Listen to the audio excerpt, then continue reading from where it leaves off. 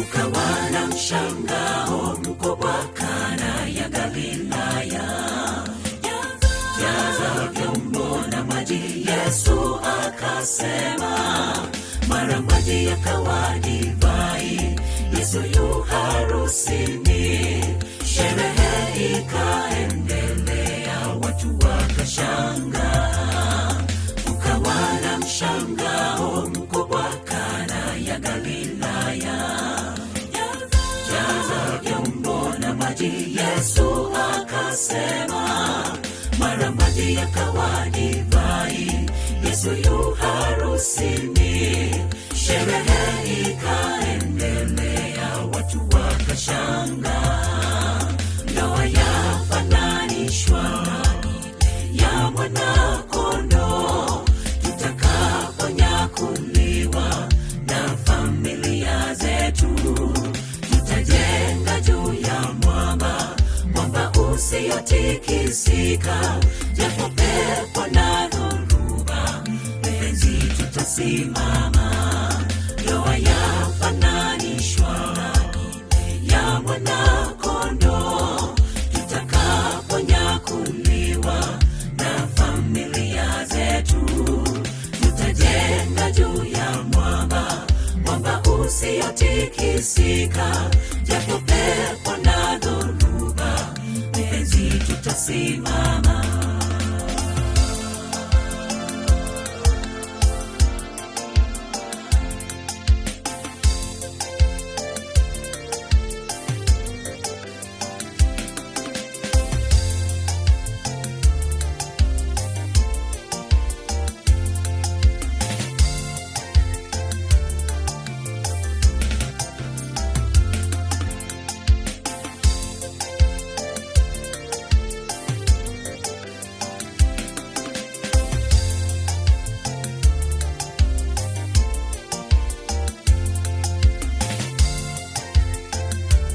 It has been a nice day.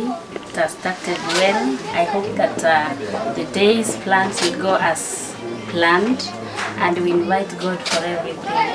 I'm eager to see my husband, whom we've lived together for more than 10 years. Now that we are going to unite, we invite God in our marriage. We want to thank God for that. Thank you. Amen.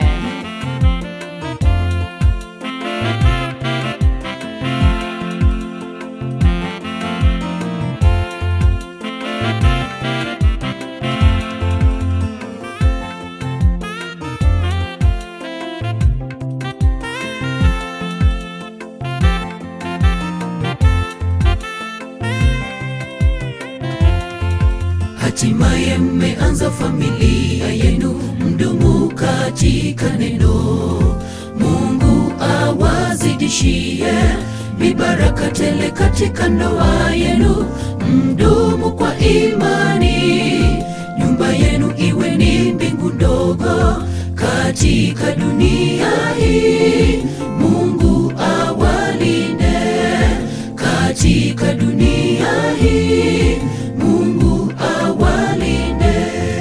Hatimaye mmeanza familia yenu, mdumu katika neno. Mungu awazidishie mibaraka tele katika ndoa yenu. Mdumu kwa imani, nyumba yenu iwe ni mbingu ndogo katika dunia hii. Mungu awalinde katika dunia hii. Mungu awalinde. Mpendane katika maisha yenu, katika raha mpendane. Amani ya Bwana idumu katika nyumba yenu, chochote kisiwatenganishe. Msemezane kwa upendo, nyumba yenu iwe ni mbingu ndogo. Mipango ya kando isiwe kati yenu. Bwana awajalie mibaraka ya watoto. Mpendaneni, nyumba yenu iwe mbingu ndogo. Mpendane katika maisha yenu, katika raha mpendane. Amani ya Bwana idumu katika nyumba yenu, chochote kisiwate kisiwatenganishe. Msemezane kwa upendo, nyumba yenu iwe ni mbingu ndogo, mipango ya kando isiwe kati yenu. Bwana awajalie mibaraka ya watoto, mpendaneni, nyumba yenu iwe mbingu ndogo.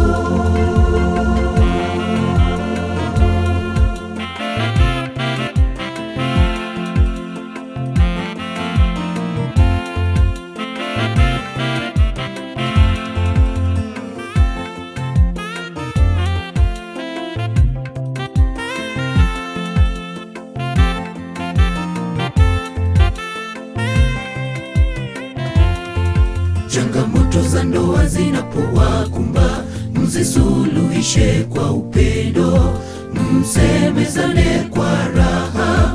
Kila siku Mungu awaongoze, muwafundishe watoto wenu njia iliyo salama. Mungu awalinde, nyumba yenu iwe ni mbingu ndogo. Mungu awalinde, nyumba yenu iwe ni mbingu ndogo. Changamoto za ndoa zinapowakumba, mzisuluhishe kwa upendo, msemezane kwa raha. Kila siku Mungu awaongoze, muwafundishe watoto wenu njia iliyo salama. Mungu awalinde, nyumba yenu iwe ni mbingu ndogo. Mungu awalinde, nyumba yenu iwe ni mbingu ndogo. Mpendane katika maisha yenu, katika raha mpendane. Amani ya Bwana idumu katika nyumba yenu, chochote kisiwatenganishe. Msemezane kwa upendo, nyumba yenu iwe ni mbingu ndogo, mipango ya kando isiwe kati yenu. Bwana awajalie mibaraka ya watoto, mpendaneni, nyumba yenu iwe mbingu ndogo. Mpendane katika maisha yenu, katika raha mpendane. Amani ya Bwana idumu katika nyumba yenu, chochote kisiwatenganishe. Msemezane kwa upendo, nyumba yenu iwe ni mbingu ndogo, mipango ya kando isiwe kati yenu. Bwana awajalie mibaraka ya watoto, mpendaneni, nyumba yenu iwe mbingu ndogo. Mpendane katika maisha yenu, katika raha mpendane. Amani ya Bwana idumu katika nyumba yenu, chochote kisiwatenganishe. Msemezane kwa upendo, nyumba yenu iwe ni mbingu ndogo, mipango ya kando isiwe kati yenu. Bwana awajalie mibaraka ya watoto, mpendaneni, nyumba yenu iwe mbingu ndogo. Mpendane katika maisha yenu, katika raha mpendane. Amani ya Bwana idumu katika nyumba yenu, chochote kisiwatenganishe. Msemezane kwa upendo, nyumba yenu iwe ni mbingu ndogo, mipango ya kando isiwe kati yenu. Bwana awajalie mibaraka ya watoto, mpendaneni, nyumba yenu iwe mbingu ndogo.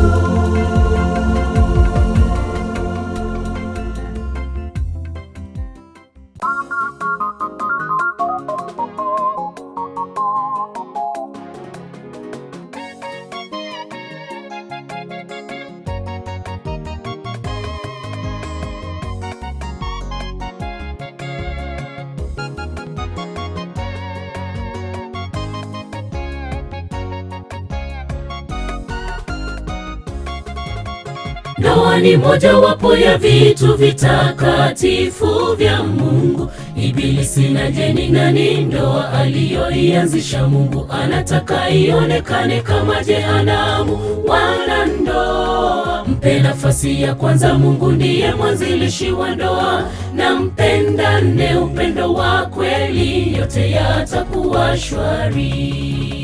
Ndoa ni mojawapo ya vitu vitakatifu vya Mungu.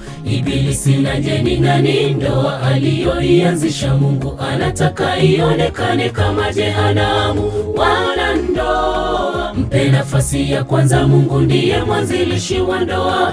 Na mpendane upendo wa kweli, yote yatakuwa shwari. Mungu ndiye alianzisha ndoa ya kwanza pale Edeni. Aliona si vyema Adamu awe peke yake, akampa msaidizi Hawa. Na tena anatuagiza ndoa ni takatifu na iheshimiwe. Ndoa ni mojawapo ya vitu vitakatifu vya Mungu. Ibilisi na Jeni ngani, ndoa aliyoianzisha Mungu anataka ionekane kama jehanamu. Wanandoa, mpe nafasi ya kwanza, Mungu ndiye mwanzilishi wa ndoa. Na mpendane upendo wa kweli, yote yatakuwa shwari. Ndoa ni mojawapo ya vitu vitakatifu vya Mungu. Ibilisi na Jeni ngani, ndoa aliyoianzisha Mungu anataka ionekane kama jehanamu. Wanandoa, mpe nafasi ya kwanza, Mungu ndiye mwanzilishi wa ndoa. This morning, I want to give glory and honor to you because of this great day of Naomi and Bernard. Now they are going to wed today. May your intervention be felt. May you guide us as they restart this new family, Lord. May you restart with them, move with them, and guide them throughout their life. In Jesus' name we pray. Amen.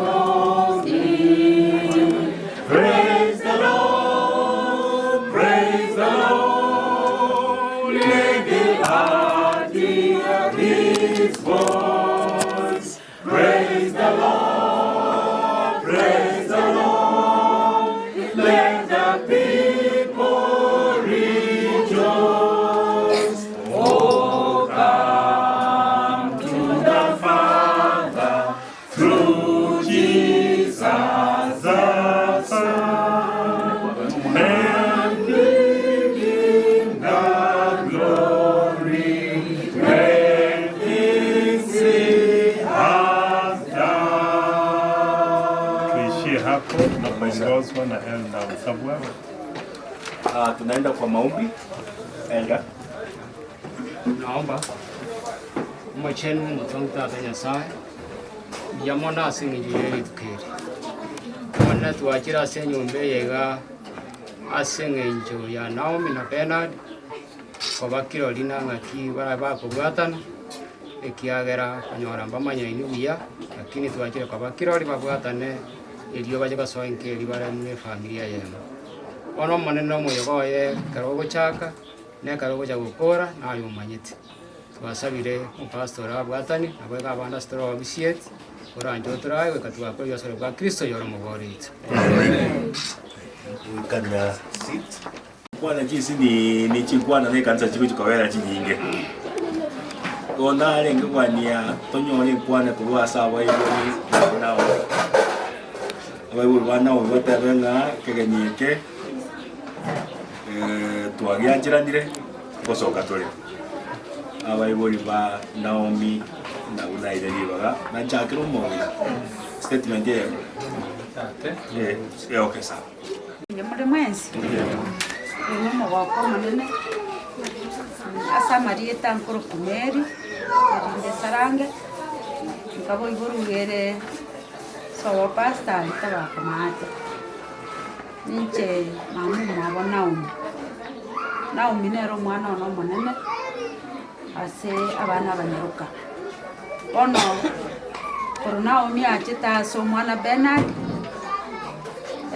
ntwanyare tukoba tugwanjirana n'enyomo yabo muna naende rituko ria rero baguchikoba kirori ase ogwanjirana ng'a babwatanire kigima ase obosi bwa abanto abange na ase obosi bwa Nyasaye bagenderere koba abakoreri ba Nyasaye amatuko onsi obogima bwabo inche nare goteba ng'a banyare koba bakoba n'obogima obuya batwara obwanchani naende batwara obwanchani n'abanto bonsi kobwa mono baba barigani babageni muna batwarigani rituko ria rero gocha ase enyomba yabo ekero tokogenda ari ase eng'encho okobwataniwa mogenderere boigo naende mogenderere koinyora ng'a abaibori baino mbare ngaroro munyare koba mokobwaterana na barabwo na gokora binde bionsi koreng'ana muna muranyare koba mogokwana bono inche nabwata amang'ana amange nabo nare goteba ng'omwana Naomi onyuma ache maya kobwa mono kabo omwarigani bwa abageni nyomba mwao naende kabo omwarigani bwa abageni imase kanisa twara obwanchani n'abanto bonsi kobwa mono muna ogenderete gotwara obwanchani na korera yana amo na korera yana omong'ina n'abanto bonsi boigo ekiagera iga gwachire naende ekenyoro ekeng'ao genderera koba n'obwamate obuya n'abanto bonsi abwo momenyete na barabwo nare gokoganeri ng'a ase rituko riao ria rero tiga ribe rituko ria omogoko n'abanto bonsi tiga bagoka ase eng'encho yao mogochi kobwataniwa rero amo n'omwana oria one Bernard nabwata amange abo nabwata ng'ani igo nkobataimbia mono nare kwarigania omwana oyo Naomi ase enchera ya bene komotebi ng'a emeroberi yagokora agenderere gokora emeremo ya Nyasaye na echinguru naende Nyasaye anyare koba okomomenta chinguru amatuko onsi obogima bwaye asante Amen. Itane ngugwiricha Orambui Karasi. Ninche tatu mwabo Naomi. Amona Bernard. Kurwa siri tukuria rero bon. Officially ndeteko tebanga Nyasaye baseseni asingincho yekibato leteira amwe gatwesi. Naende ndeteko tebana mogenderere kobetaya ase inkaya ino nekenyoro ekiga komomenyete gionsi igo timbwati magana mange igo ntete komogoko bokogirori bwa baiga bara ing'ekene omwana oyo one emiaka namorera yaitani bono komoarinde oba ase abaibori abayi rituko ria rero riamono Naomi ase enchio omosikari bworokiri naende kworokirie abana bamino na barau babwati omogwekano iga bona inchere mwana ocio ogosoka saba sisenie komenda bia mono oyo no Morisia na bako ebubuya kire nyangia go tari bono ngo jasa abaibori bwa Isaboke oba benye nani Bernard manyita otro ayo ya tumie otro Isaboke otro panya sawa ni mwana senga shishinga ki yamata bwakire buye ende cyo kumungirira bakana kuona mwana yo kuona tuma abana berutira iguru ko bakwani mbiya mo Samarieta nguru kwana sarani sitogo iboruere kumachoge magere nomugaka ntasura abana mwana Ben yo no mogoko monene twarorire yani omogoko monene togogete tosinyire kitogoteba insereje bakorire nengira bono babeire egente ekemo ase obosi bwa Nyasaye na asitori barorekanire buya meroberi yabo nabo tukonya kunyesabira kuru twaigwete gakiere buya Prabu bonjanga no mwana Ben nero mwana one omonene moiseke narora kini bono isaba mudanere nero monene kine kisambi kiyaga bakorire no mwana nawe twabagokeire semeroberi yabo tigatubabika so monene patenene bokongu ande mbaira na mageri kina kitoko basabira namba akora igabatogo kina ande to iguma tukomakenga meroberi eri ya sariki tigabatenene bokongu ase kanisa na nyumba igana saba amate babo batwara masikani saba anto bose ayina ara masikani amanene turabasabire mugende berebiya biyamana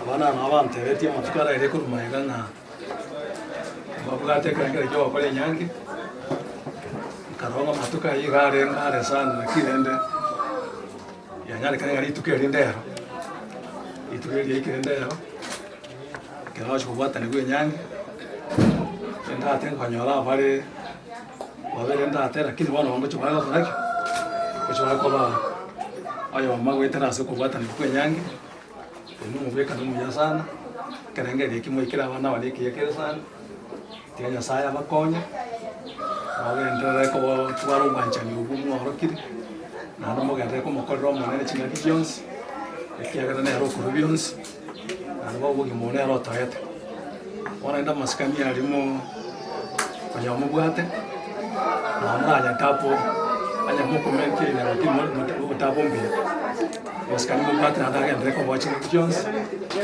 bagende ko ska baibuli abechin se mo Jones ndakanya mubasigete ono ende ndavaniria maya nyasaye bakonye asoro gentorega mwachakire ndemo benderi buya iga mutorendera vachu kuro buya iga banyare ko okina buya mo maite nyasaye igonda ende ngambia mono asini cheke ngere ke moikere ndio asante bono kwa kabarisha mulisia bukuru mtukwani umekie statement ya 30 seconds. Bakwana kwa kile bia. No maboko. Ande nenga kiegia. Kiagera. Mrambo bwate mwaru beba sisi school. Akoro kunya ni saa tigere. Lakini boro nyote ba manyido sena ba mabakolete. Bale. Eron komenta bare riu berinde. Ngano nyani gas bamenyete. Ndora akali uyu ngaye kware ngoe karonko kwa bosengo jaga iga irume rikoro kina ba motokorete batario maboko manen ya saba konyi na umrende ririe kwa antameta keiga lakini bana kwa ndete bana akira kwa bakirori asinge jaye ndiyamo na asinge jaye yogo tuagita Ndiyamo kwa angalia Mauricia Sunshine ela make statement kwa gara tualia ni pastor akoli statement yo mwelo na ndatu sabe kama ni wewe Bernard now available pastor now what the boss outside now in the body wa kile ama kwa kama ndio sana sai tuabere na Bernard tuabere na now awa tabaya ubuyobu obokoro sinya sana tukafanya sana mente na ndugu yabo abe na youtube just tuwaganira magai Bien mono ngo mwagani o visiting pastor egere call it the last part as we complete from here. Oi boli chinsa mo chinsa ara kabere na Mauricia chikanisa chibere kanisa mara opandi mjamore mwana na bena digata benyangi nigere yomo kumuri no mogo abanga ne tikubaira ndingambye mono Bernard and Naomi to yoko amua ko legalize your marriage gekera abantu bomera n'ekinsemo kyonsi arakabere Nyasaye nabarigetinga abantu banyomane bamanye enyoma yawe nekoba bono Bible yabagamba tebanga nebonaro tebanga aliko limo kora double them bono tebanga enchera konye baba maete bono na yare kandinga umulisi ote yare kandinga mamutambwire Nyasaye. I want to quote Paul as it up here Ephesians chapter 5 verses 21. Wanta banga matuka mange chikambi bine chishigo chaka family programs and wherever places to banga wives be submissive, but I don't want to say that. I only want to say, according to Paul in 21, be submissive to one another. That is to say, kaba submissive uchiasari, kaba submissive uchiasari. Elinde, esenye nchenge nyoma ya inomu araye testiri. Ekaramo kaba submissive to one another enyome yu igeko gendera vya. Pako kwenda na wakabere kwa Yesu Kristo na kuwa kwanu wetase Kristo oya rombona. Tutende tosana. Baba na Mungu wetu uishie mahali patakatifu. Wawili hawa leo hii wamefanya maamuzi ya kwamba watambulishe kanisa, watambulishe wazazi pande zote mbili, watambulishe wote watakao kuwa pale kanisani na hata hawa walioko hapa nyumbani ya kwamba wataishi kuwa mwili mmoja. Wewe ambaye ndiye ulianzisha ndoa takatifu pale katika bustani la Edeni, tunaomba ndoa hii ikazidi kudumu ndani ya maisha yao. Ukazidi kuibariki ndoa hii. Ukazidi kuwamiminia mibaraka ya kipekee kwa njia utakavyoona ni vema.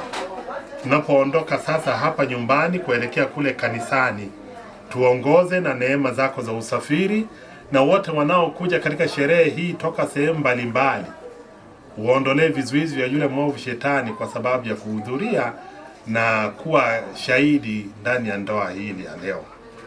Neema yako izidi kuwa nasi, tumeomba na kuamini katika jina la Yesu aliye Bwana na hata mwombezi wetu. Amen.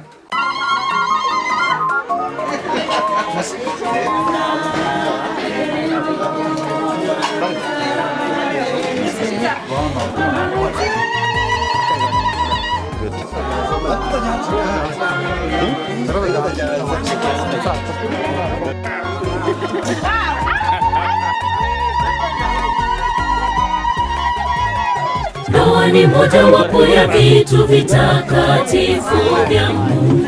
Ibilisi na jeni nani ndoa aliyoianzisha Mungu anataka ionekane kama jehanamu. Wana ndoa, mpe nafasi ya kwanza, Mungu ndiye mwanzilishi wa ndoa.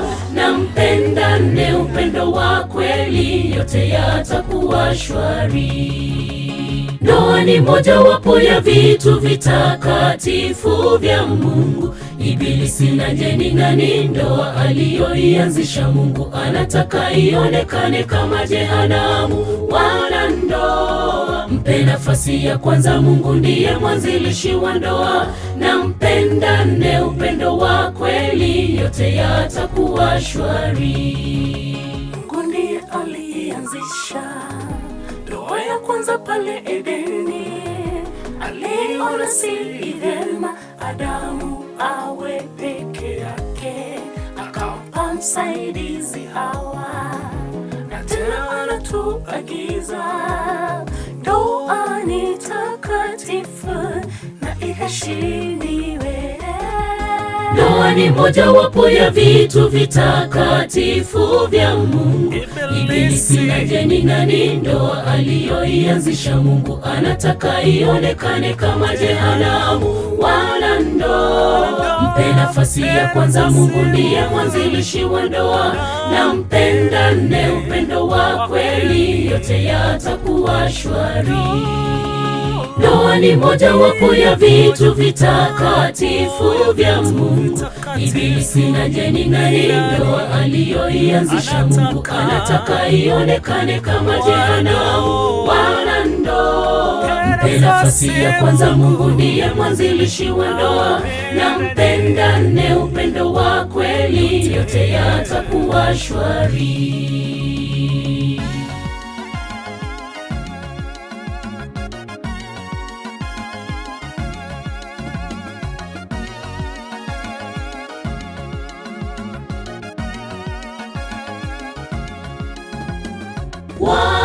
Wanandoa, tunawaombea baraka za Mungu. Upendo udumu kati yenu. Yesu akitawala, yatakuwa sawa.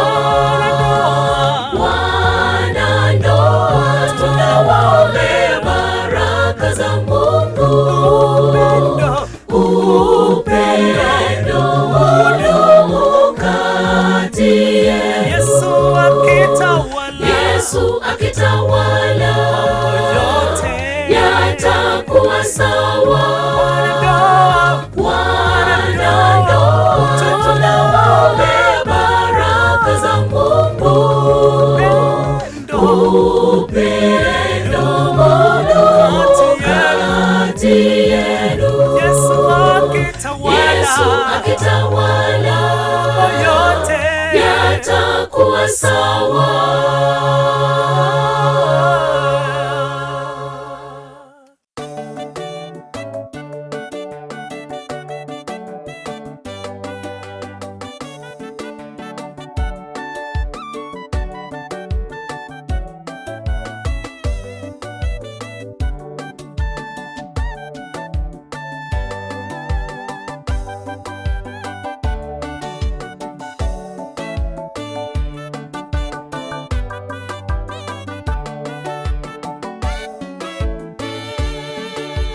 Ndoa ni takatifu, ndoa iheshimiwe. Chochote ambacho Mungu ameunganisha, mtu asikitenge, asema Bwana. Ndoa ni takatifu, ndoa iheshimiwe. Chochote ambacho Mungu ameunganisha, mtu asikitenge, asema Bwana. Tunawaombea mema katika ndoa yenu ili muishi kwa amani. Tunawaombea mema muishi maisha ya raha katika ndoa yenu. Mzidi kwa maombi katika ndoa yenu, mvumiliane kwa kila jambo. Tunawaombea mema katika ndoa yenu ili muishi kwa amani. Tunawaombea mema muishi maisha ya raha katika ndoa yenu. Mzidi kwa maombi katika ndoa yenu, mvumiliane kwa kila jambo.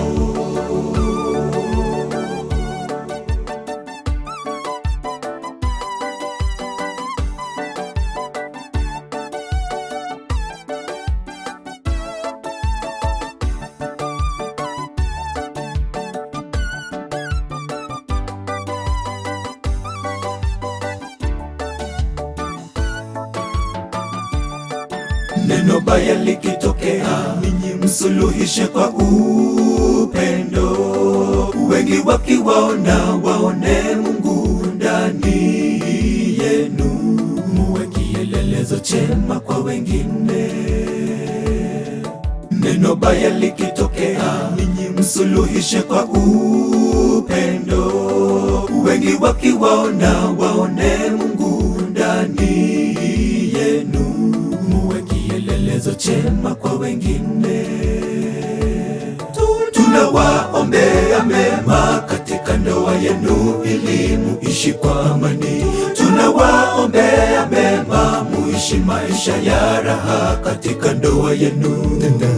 Mzidi kwa maombi katika ndoa yenu, mvumiliane kwa kila jambo.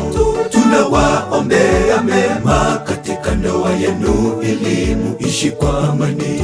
Tunawaombea mema, muishi maisha ya raha katika ndoa yenu. Mzidi kwa maombi katika ndoa yenu, mvumiliane kwa kila jambo. Tunawaombea mema katika ndoa yenu ili muishi kwa amani. Tunawaombea mema, muishi maisha ya raha katika ndoa yenu. Wana babo tara mya kweli. Ndio mkibanya wale kama familia yao.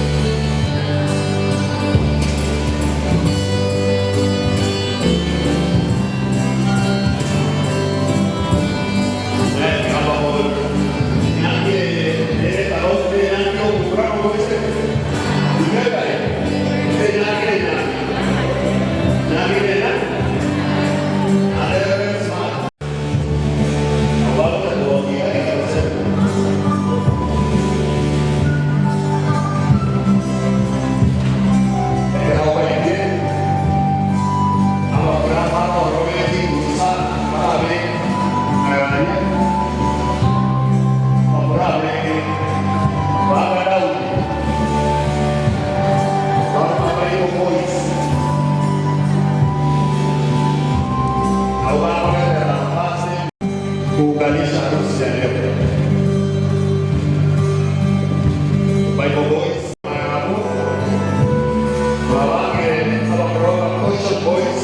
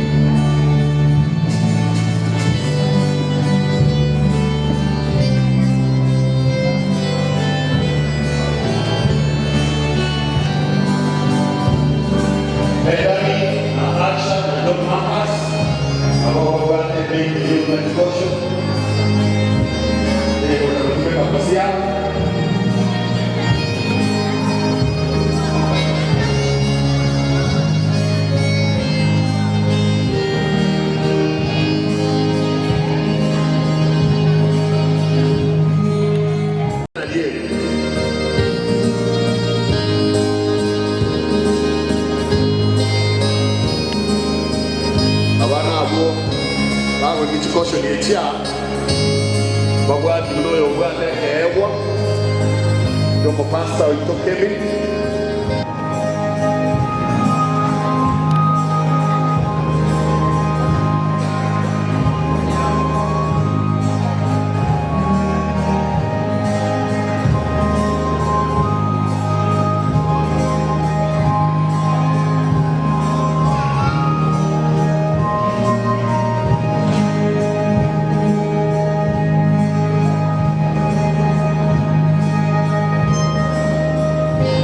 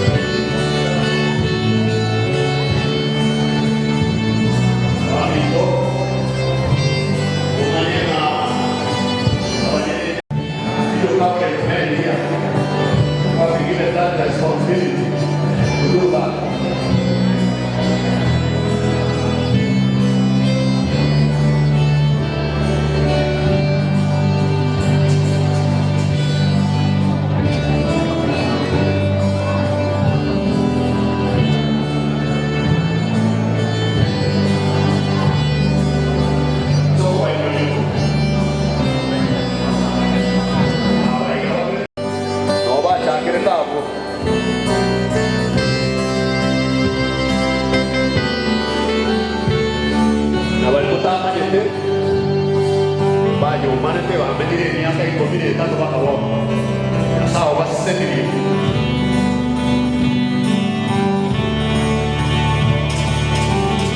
baba na wana mane kwa kule waseni wao manene sawa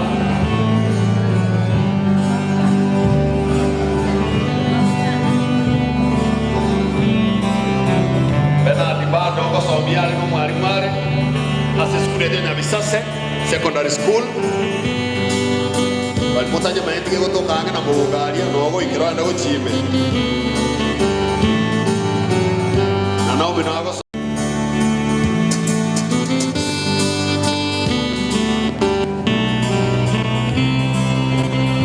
ande baka mwenye rangi nyangi ya biru mtu wa sama tukamange sana Igose ni tukeli lile ngitase bale very important for them. Wamepanga harusi yao.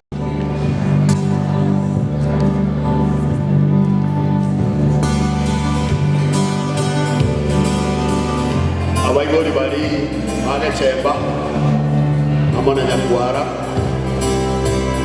mugasidi gusana panyora abana baya kwata maskani asaba Uwacha Gana sahaba seni Awai yake ni kuitani Korona matunda Yukwa makwai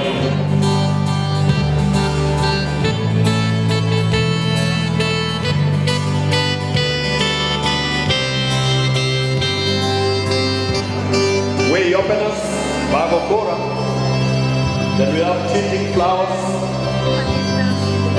flowers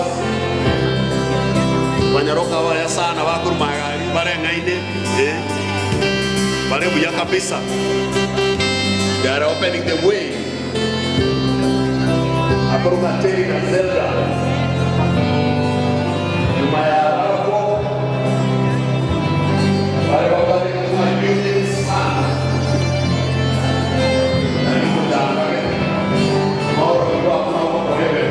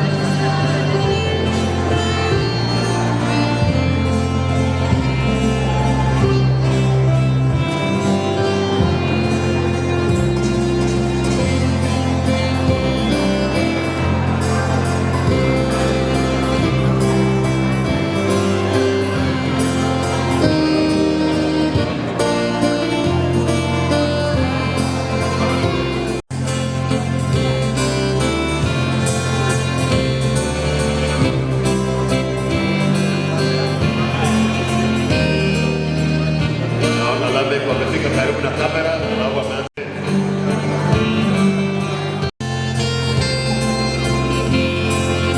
The best couple ni familia ya Boniface Moyoyo na Jacqueline Moraa, ambao najua wamesimama na familia hii kwa hali na mali. Ningependa kutambua kwa yeye za Mungu ndio nilikuwa nimesema bali vita waliko wanapiga nafasi pale kama kuweka vitia karibu na mlango pale. Alafu kisema pale ili marafiki pamoja na watu wa mbele pamoja na Naomi ndio wanaketi hapa hivi hapa. Tunatarajia Albert na Lydia katika usajari huo ambao ni maridadi kabisa kuwahi.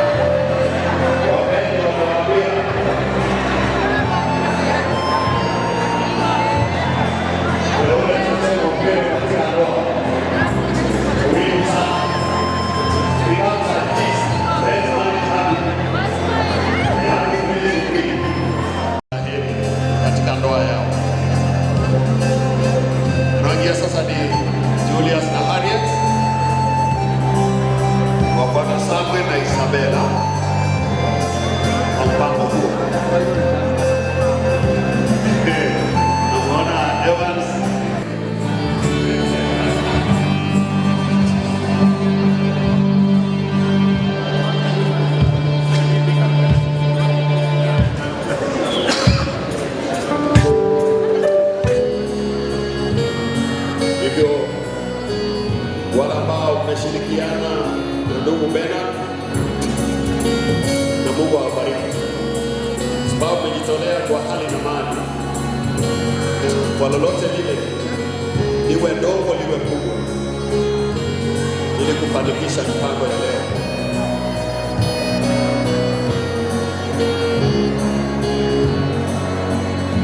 Isabela ndio hao, naona busu pale.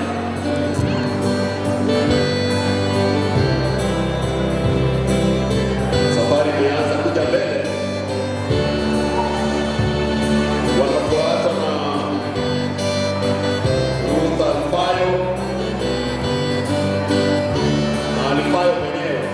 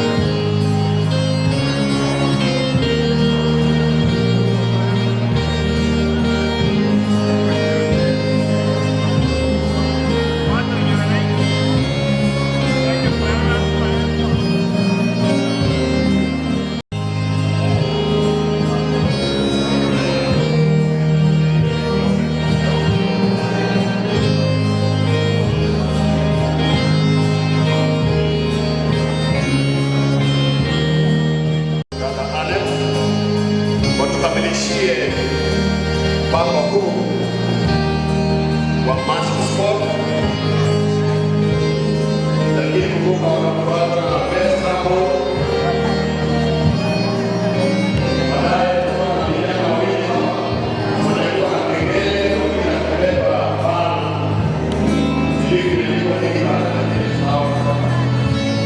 Jana hao ni Twiza Shadet Isha Matos watatufanyia wale wataangusha maua njiani kabla ya maharusi kupita. Na tukimwona bibi harusi akiingia nyumbani, watakuwa na wapambe wake wale ambao watakuwa wameshikilia neti ile ambayo ni ngumu.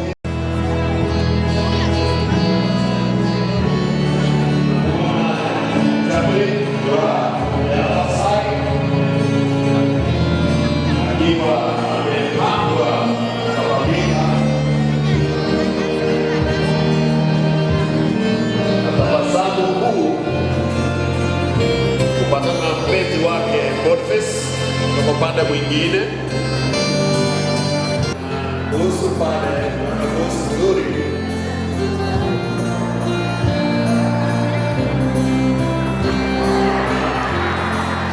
najaribu kumpatia maua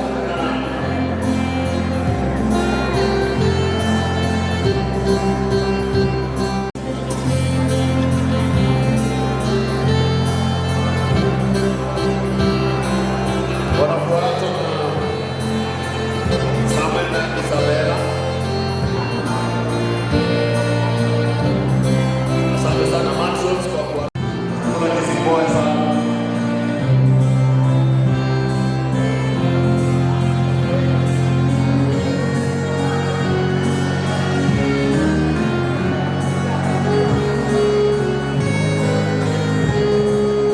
Najua harusi ni kitu kizuri.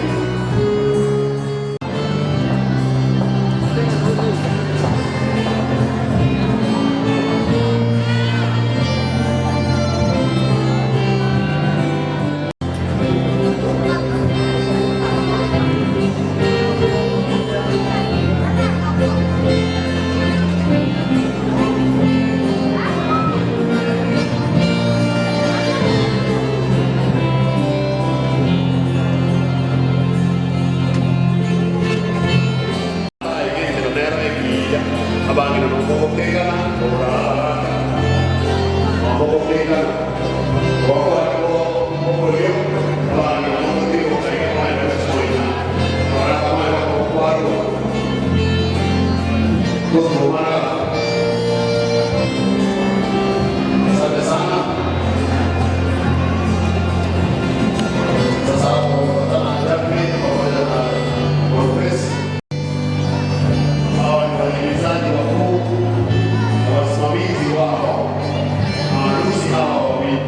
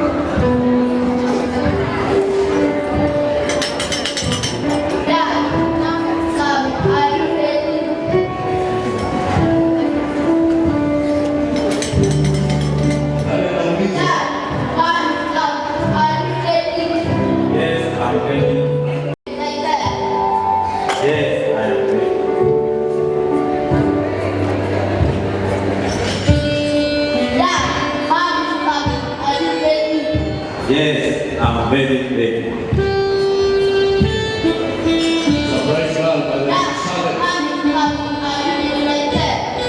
I'm excited.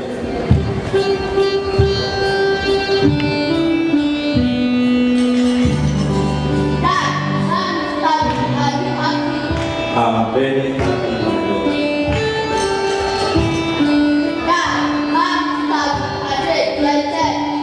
I'm very excited.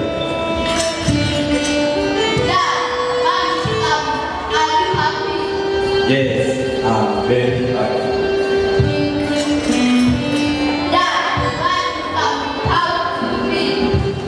I feel humble.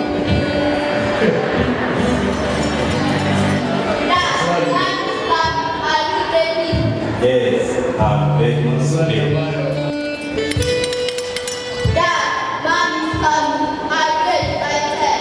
Yes, I'm very excited.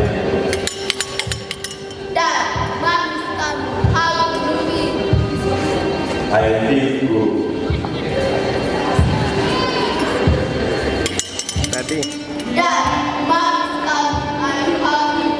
Yes, I'm very happy.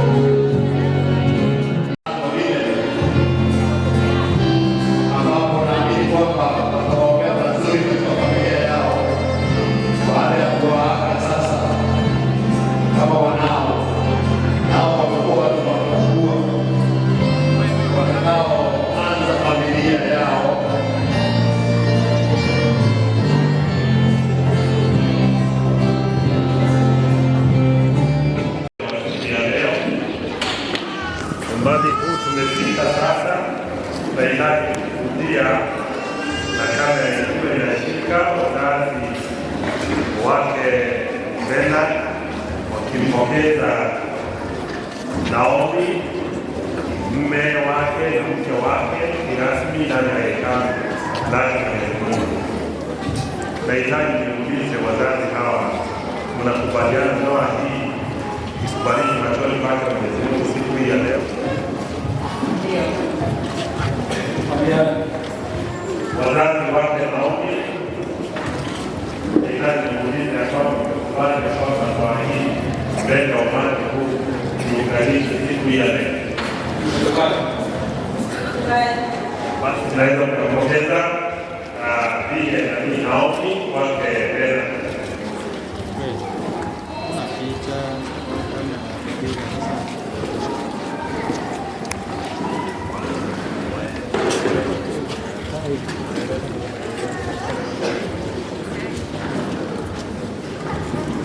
Piga kinanda, waweke kinanda sasa, kisha waanze maji ya mke na mume wakifuata na mkopo ili wazazi waingie.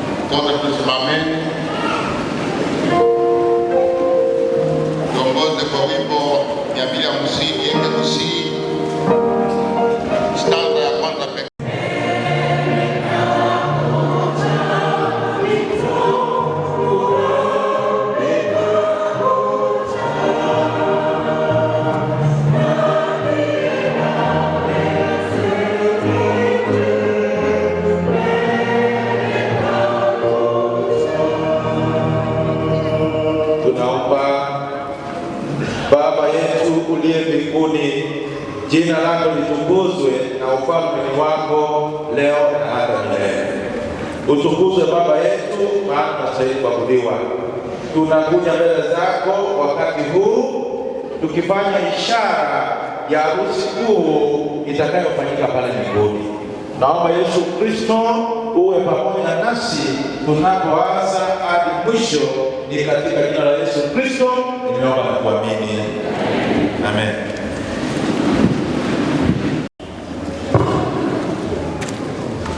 Fanya hivi nzuri. Ningependa wanasunshine wasimame pale walipo. Wanasunshine wakaribishe wote waliofika katika harusi ya leo. Umekaribishwa wageni, jinsi mko katika ibada ya harusi ya kumtukuza Mwenyezi Mungu. Kwa hivyo nawatakia kila la heri. Asante. Asante. Leo hii tuko katika kanisa ya msichana ya watoto wa mama, ili uje usalimie na kisha utambue wale wote watoto mkuu. Wanasanfai na Makubo leo ni kweli au ni uongo? Tungekuja wengi, lakini kuna masisi nyumbani, ndio sababu naweza kuwa wachache, lakini harusi itakuwa ni ya kufana. Sasa wale wametoka Makubo simame.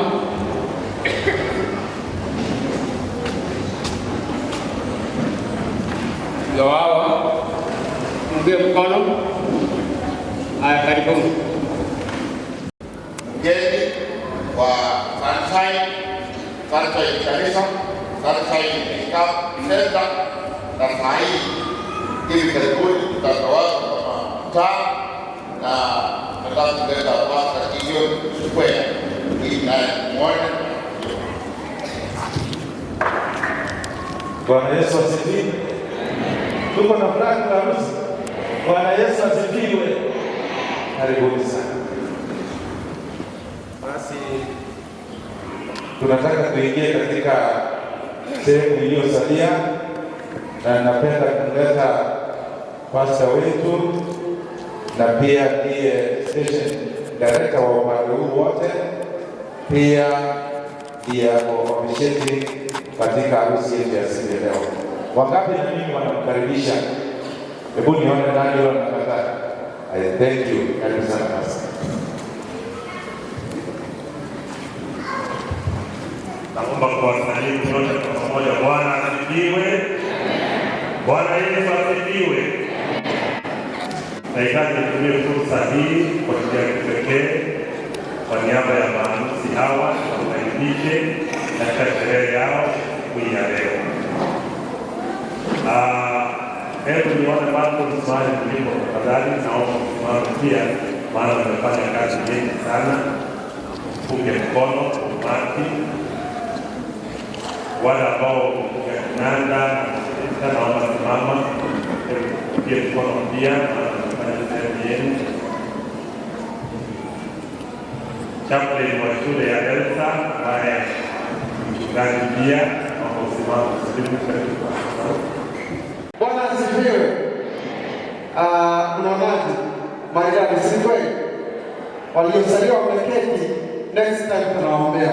Mungu awabariki. Pamoja kwa sababu ya ibada ya siku ya leo, kwa sababu ya hii ya Bena na Naomi. Nilishatambulishwa kwa majina ni Pastor Kevin Oyaro, mchungaji wa eneo hili, na hao wawili waliamua ya kwamba siku ya leo waunganishwe kwenye ndoa takatifu, na kwa hiyo wakaona ya kwamba ni vema ni waunganishe. Jinsi ambavyo chaplain amesema, wale wengine ambao waliingia katika mkondo huu, nani tafakari na mfanye jitihada za kuingia katika sherehe kama hii, sherehe ya kumtukuza Mungu. Kwaya zetu zote mbarikiwe sana. Kwaya mliona, nimeona kuwa kwa kishindo kikubwa, naangaa ya kwamba wale watu wa Ugembo, washiriki wa kule Mbiliona na Magete Station watakuwa wapi ya makambi kuanzia leo. Nasi wetu hapa napoangalia kitabu cha Injili ya Yohana sura ya 2, nasoma kuanzia aya ya 1.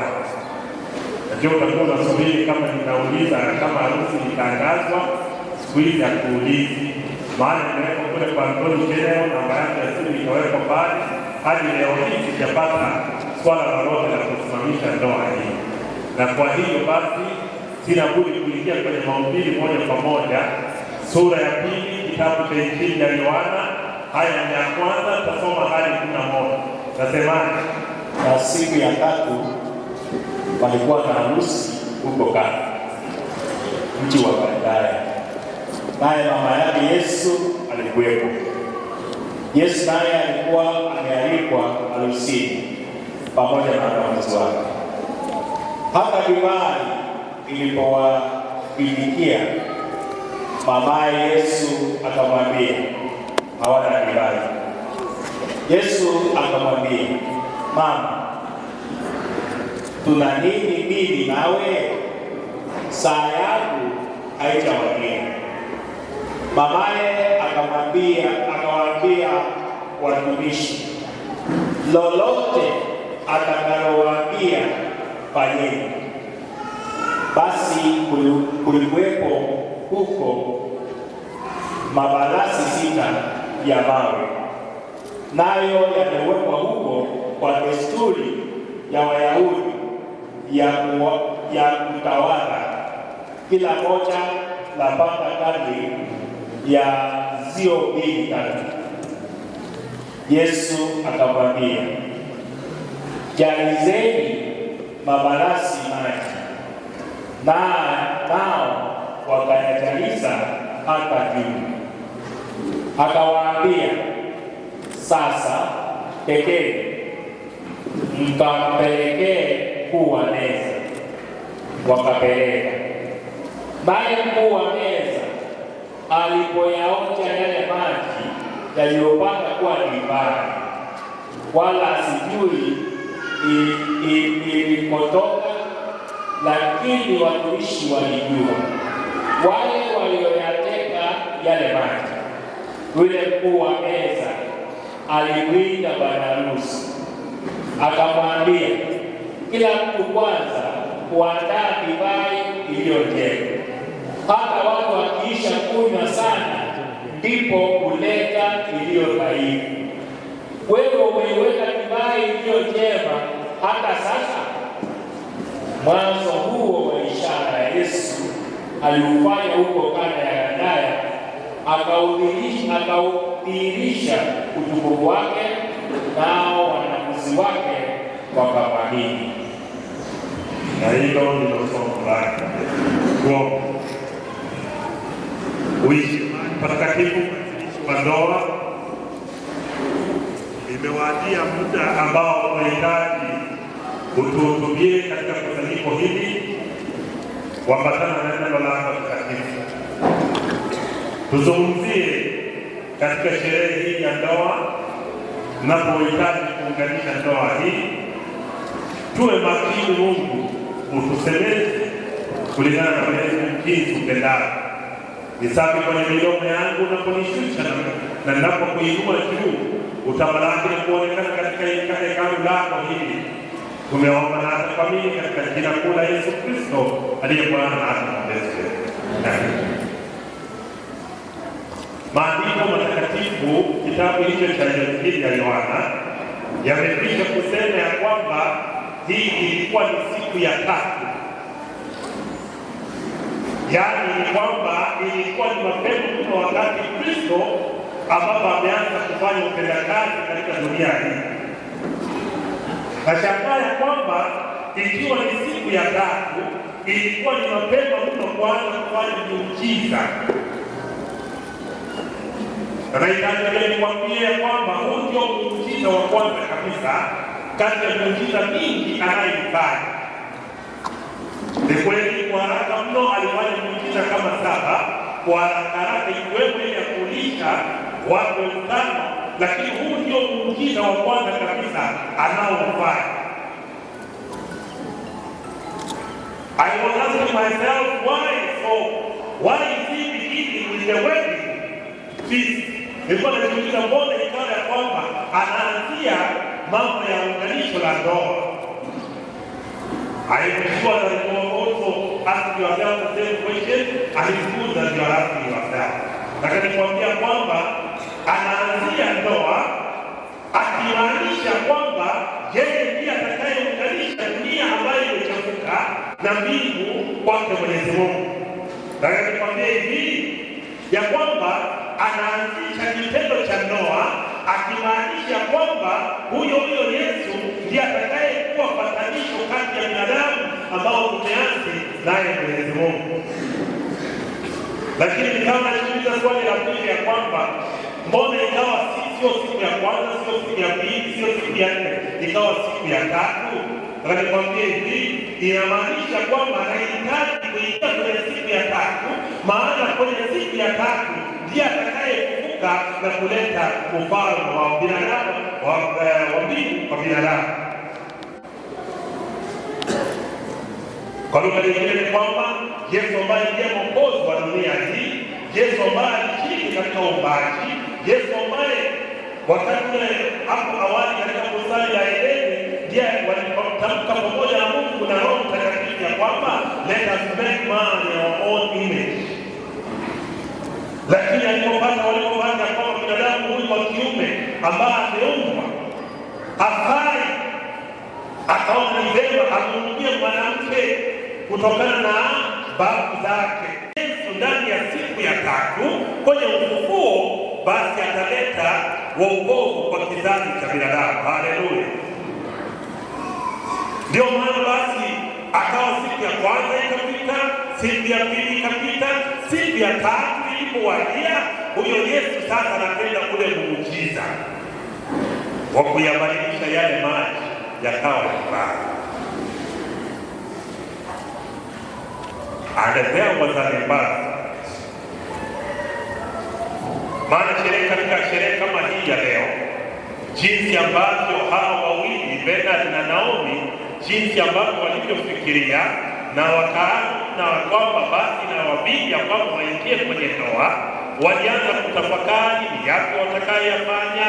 Ndio maana watoto nikaona wakipima nguo, wakafanya hiki na kile, lakini zaidi ya hivyo vyote nataka nikwambia kwamba kuna jambo moja ambalo likosekana kwenye harusi.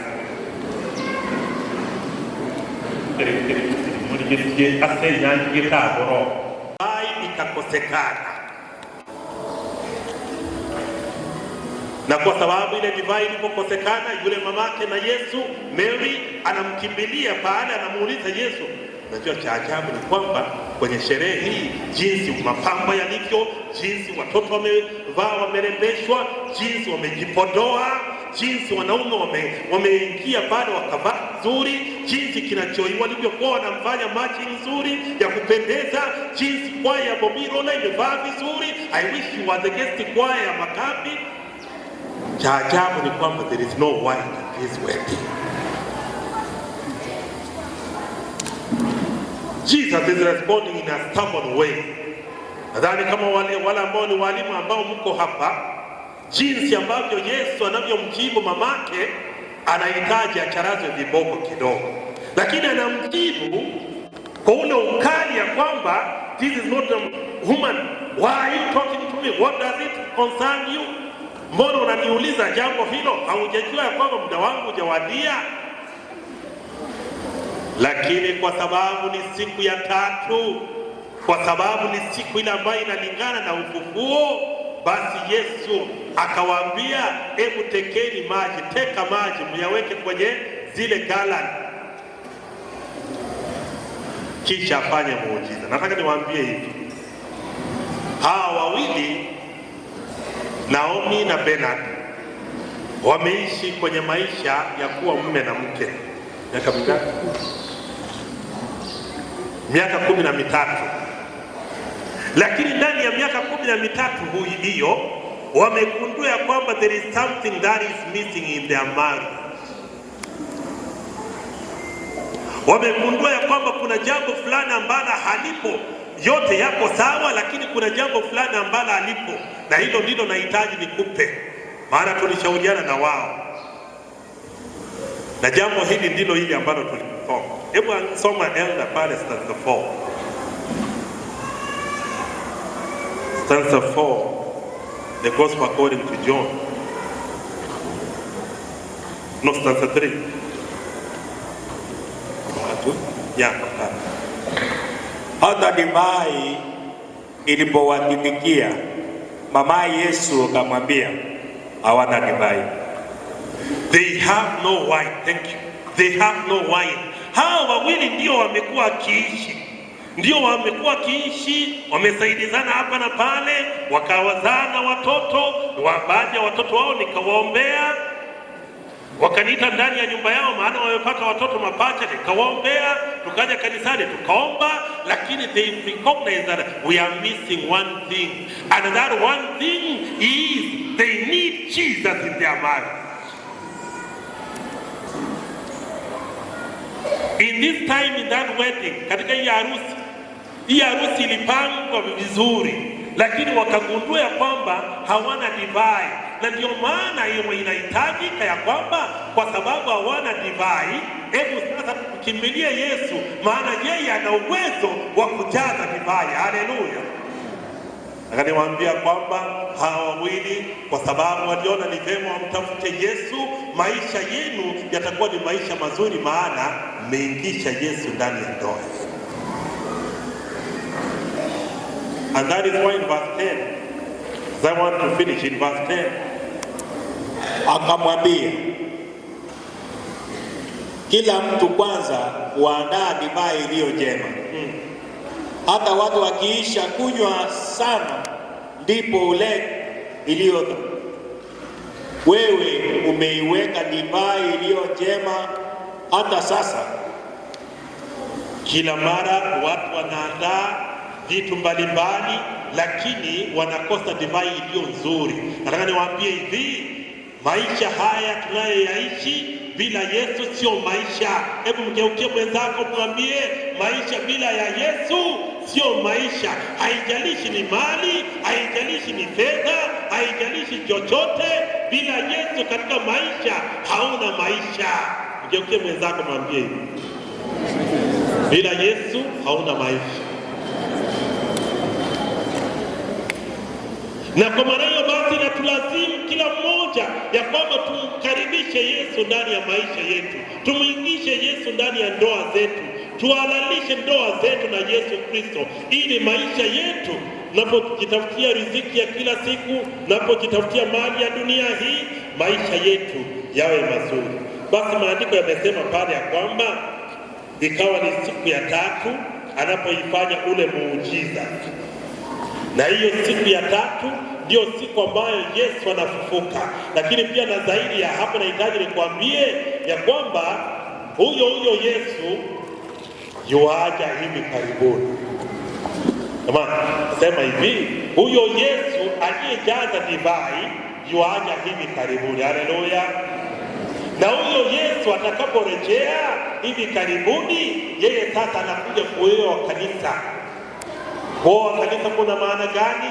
Ya kwamba wale waumini wote wanaomjali na kumkubali Kristo kuwa Bwana na Mwokozi wa maisha yao, sasa it will never be an invitation in that same wedding at Cana. Nyumbani kuishi maisha ambayo ni maisha mazuri. Familia hii ya Bernard na Naomi, nami kama mtumishi wa Mungu nawatakia mema katika maisha yenu ya ndoa, wakati huu ambapo mmehalalisha ndoa yenu na kumkaribisha Kristo ndani ya maisha.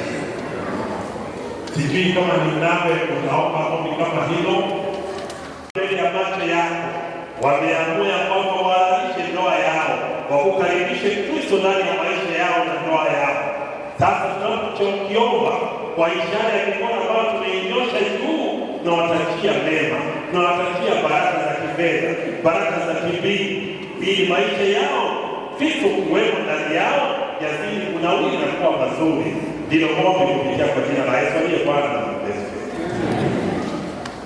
Kama ni kukosana, kama ni kugombana, kukwaruzana, lakini katika kule kuvumilia wakawa wameamua ya kwamba huyu ndiye mtoto wako, huyu ndiye mume wangu.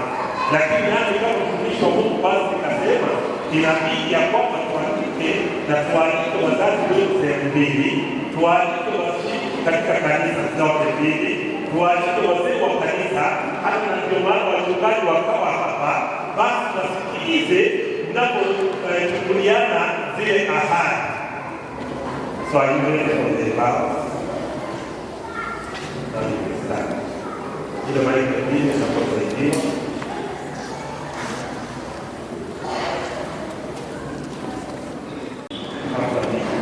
before God and in the presence of these witnesses.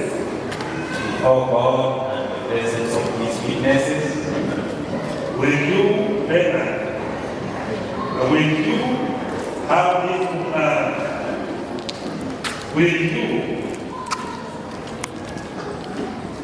this woman, what is that? Naomi, to be your wedded wife, to live together after God's covenant in the sacred estate of matrimony? Will you love her, comfort her, honor her, cherish her, in sickness and in good health, in prosperity or in adversity, and forsaking all others? Keep yourself only unto her so long as you both shall live. You now declare so? Yes, I do, Pastor.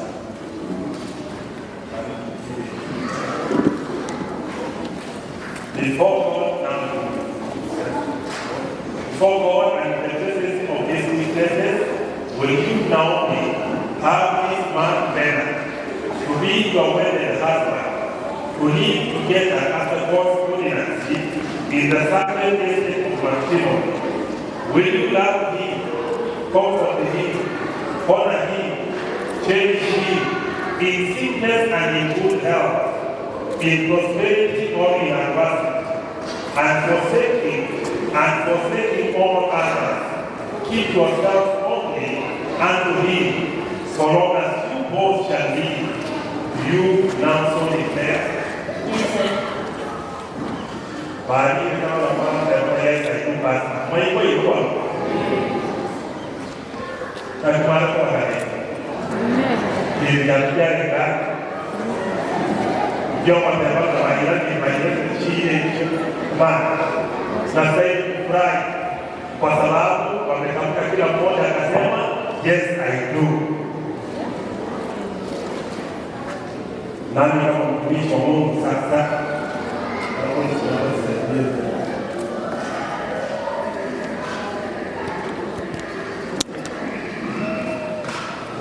Nani kama mtumishi wa Mungu na ndoa hii ambayo imetangazwa ndani ya siku 21 kule kwa Antoni General, ikatangazwa hapa kanisani, sijapata kikwazo chochote cha kusimamisha ndoa hii ya kwamba isiunganishwe. Lakini pia kwa Antoni General hakuna kikwazo chochote ambacho kimejiri pale. Hakuna kikwazo chochote ambacho kimejiri pale. So kila ambacho mtataka kufanya ni kuwawekea mikono kwa sababu ya uunganisho, ili napowaita wachungaji wenzangu kama nisharutii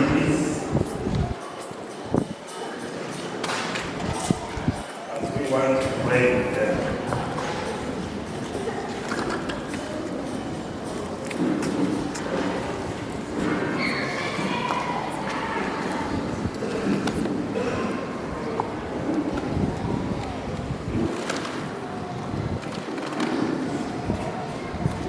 Kanisa zima macho kwa yamefungwa, tunahitaji kuamini kuomba.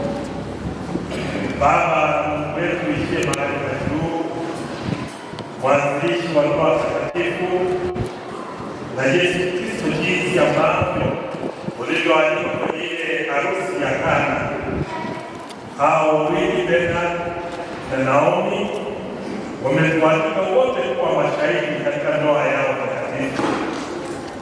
Ni kweli wamekuwa wakiishi miaka 13, lakini wakaona ni vema wakualike Kristo katika maisha yao na ndoa yao.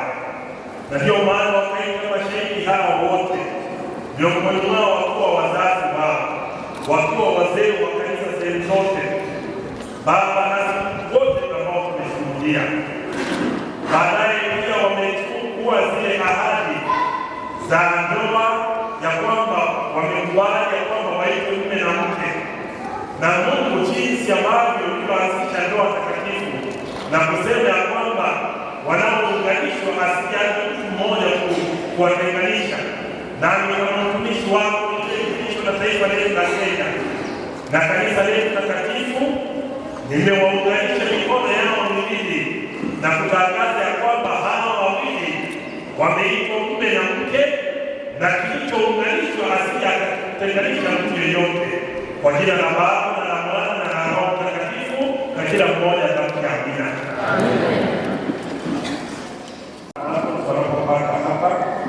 Nahitaji niite pia kwa ya Sunshine nje kwa haraka.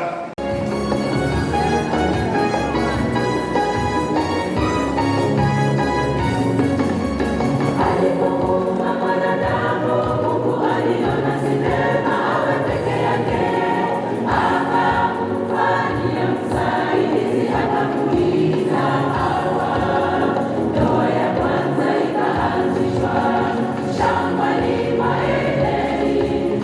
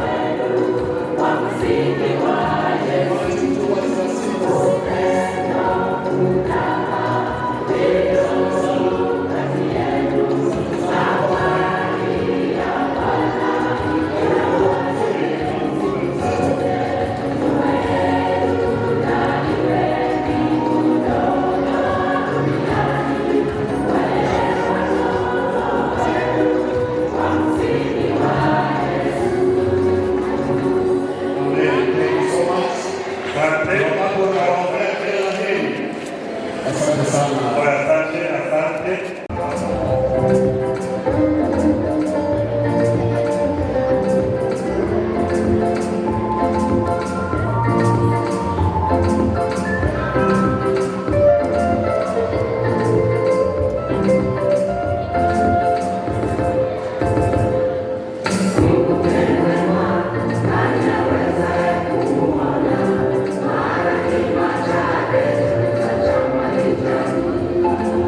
Mungu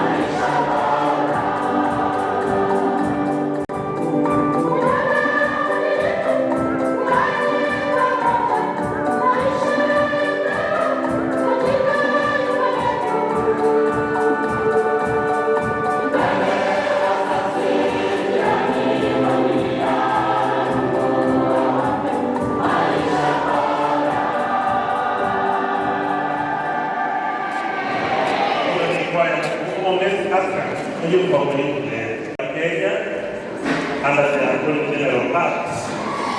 Sasa tunahitaji wapokeze cheti hiki na tunaona tutaijuza cheti.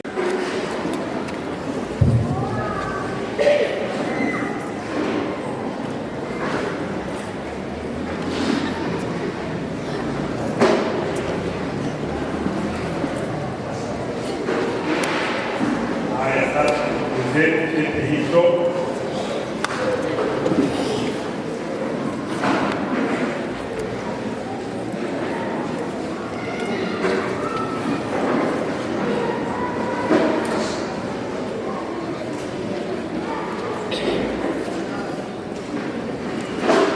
Amekiweka cheti kile kwenye mfuko na anaenda taratibu mahali ambapo atakilishia wakalao wasikuwa isifike kule ndani.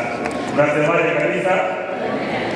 Napo sasa kwa sababu niwapokeza cheti hiki na wanahitaji kutangaza mbele ya kanisa na machoni pake Mwenyezi Mungu ya kwamba Bernard na Naomi sasa ni kitu kimoja na asija akatenganishe yeyote yule, maana wametambulishana, wakaamua kufanya maamuzi, wakatafakari kwa miaka hiyo yote, na leo hii wametangaza ya kwamba ni kitu kimoja. Kwa hiyo natangaza ya kwamba Bernard sasa na Naomi ni mtu na mke wake. Unasemaje kanisa? Now Macron na wanaongezea, wanahitaji kuongeza kila chakula kinawekwa tu yake, wanahitaji kuongezea mambo mengine ya kutuonyesha kwamba hawa hakika wamekuwa kitu kimoja.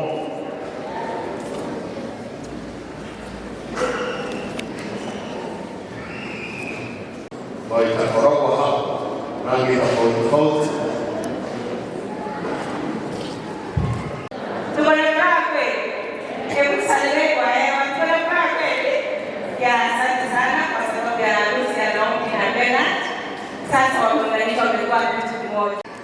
We need to begin with Jesus. Lazima tuanze na Yesu, ambapo Yesu tunaweka kwa sand, white sand. Na tunajua white, it represents purity, cleanliness, and peace. It's the beginning of everything, and therefore we want our pastor to lay the foundation of that reunion. Sasa tawala hapa. Yule Yesu wakati tuliyemsoma.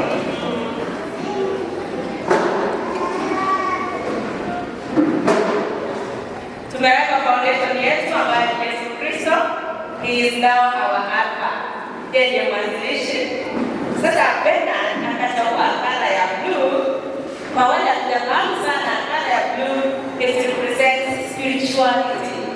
So this indicates that they have developed spiritually.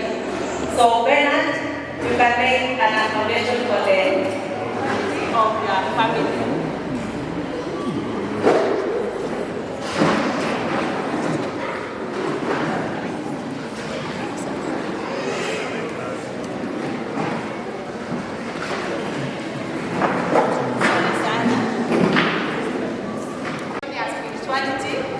Sasa pastor utaongeza Yesu Kristo hapa kwa nyumba yao. Yeye ndiye hapo hapo kila wakati. Sawa watu wake. Naomi utaongeza maroon color. Tunaelewa maroon color is a warm color. Warm color indicates and intensifies the love in the home. Welcoming. By the way, Naomi loves maroon. Ukifika kwake kila kitu ni maroon. It's so welcoming. So welcome. Karibu sana Naomi. She has also laid her foundation here. This is love. And therefore, there is Jesus, there is spirituality, there is love at home. And therefore, this one will continue until this jar is full. So the next one, Pastor, you can fill the Jesus here.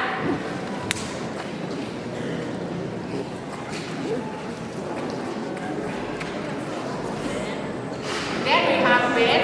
Then we shall has been your blue spirituality in the house.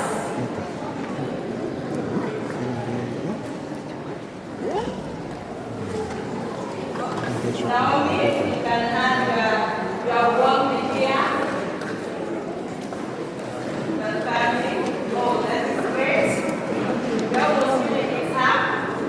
You're almost filling it up. You can add it.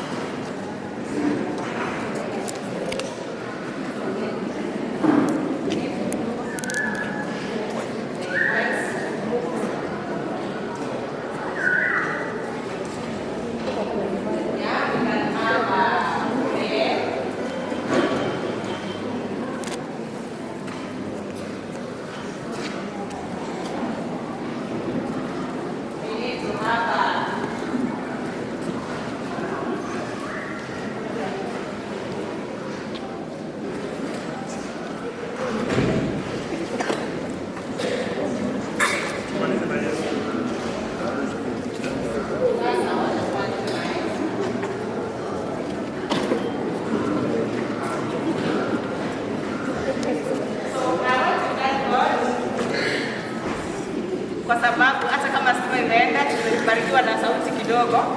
So tulianza na Yesu who is our alpha, tukaweka our spirituality.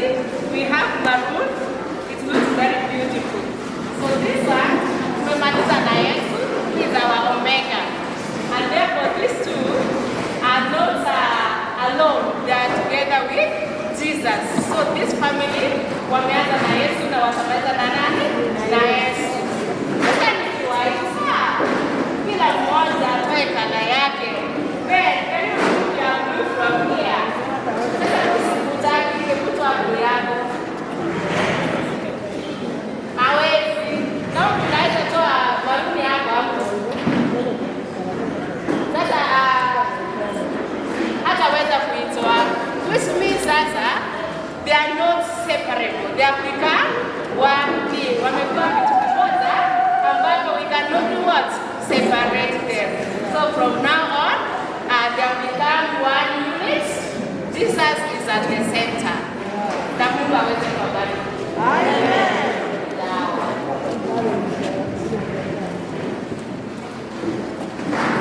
So, kanisa mnasemaje kwa jambo hilo? Hili ni dhihirisho kamili ya kwamba kinachounganishwa Yesu akiwemo ndani, hamna binadamu yeyote ambaye anaweza akatenganisha. Basi tunahitaji waketi sasa hapo subiri jenereta ilikuwa ya vijana kwa sababu kwa ya vijana.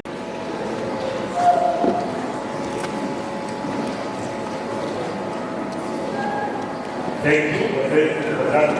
Wazee wote wa kanisa la Sunday.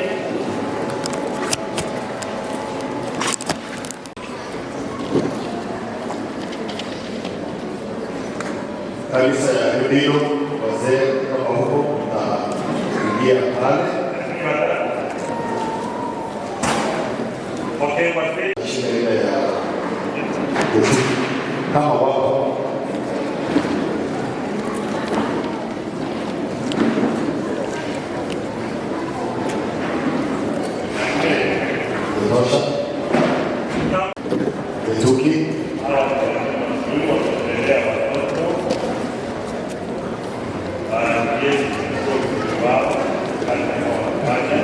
vizuri sana. Tunaenda shule ya Kituki kama wako. Asante sana wale watoto wanaume.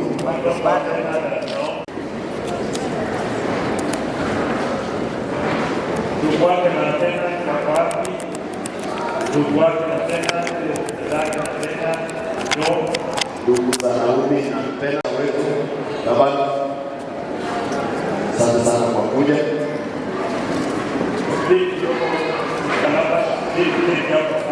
Kupe mtangoja.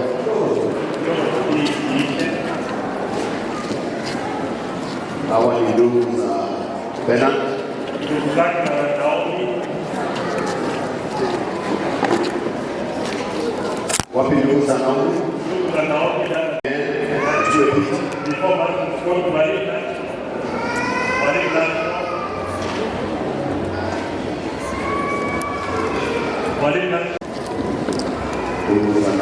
Marina, ni kama watakuwa wametoka. So baada ya hawa, hebu tupate imani sasa. Youth tunaendelea kujipanga, maana bado tunafikia mkutano. The men have taken theirs, ladies, this hand.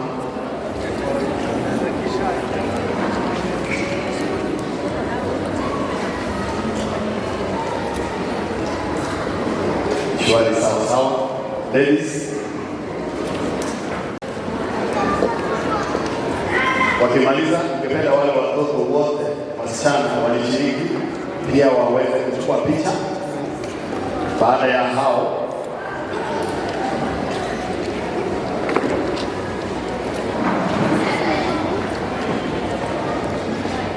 asante sana wale wasichana wote mje picha. Teofili na nilikuwa mwache nitarudia hii. Very good, thank you. Wasichana wale wadogo sana,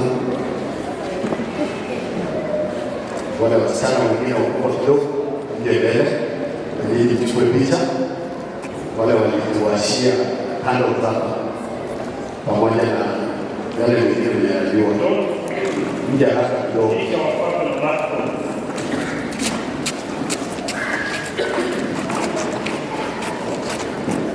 Hao kutoka macho kisha kuja hao watoto wavulana pia na wao wachukue picha.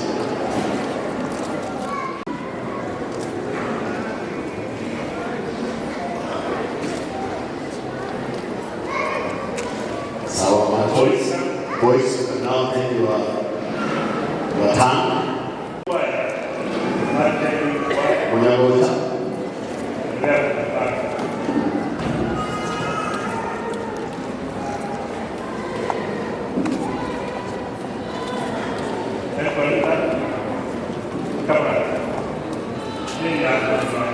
vijana wa Sunshine ni kama hawapo paso tu ndio mawimo wewe special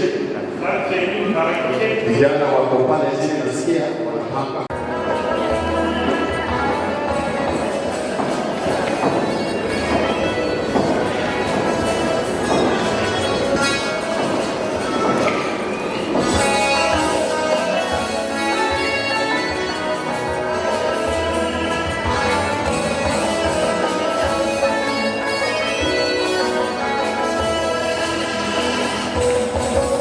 Kazi ya Bwana na inuliwe, maana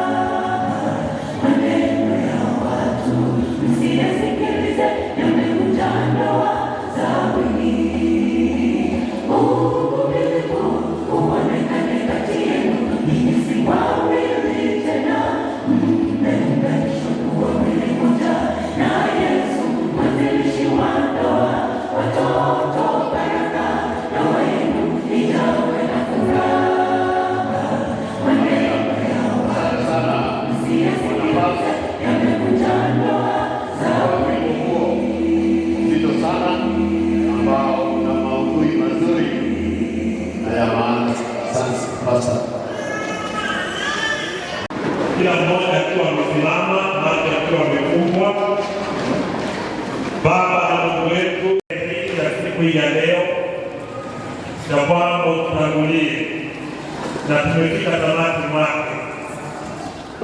Hawa wawili sasa ambao tumetambua kuwa mwili mmoja, naomba utembee na wao katika maisha ya ndoa hadi kifo kitakapowatenganisha.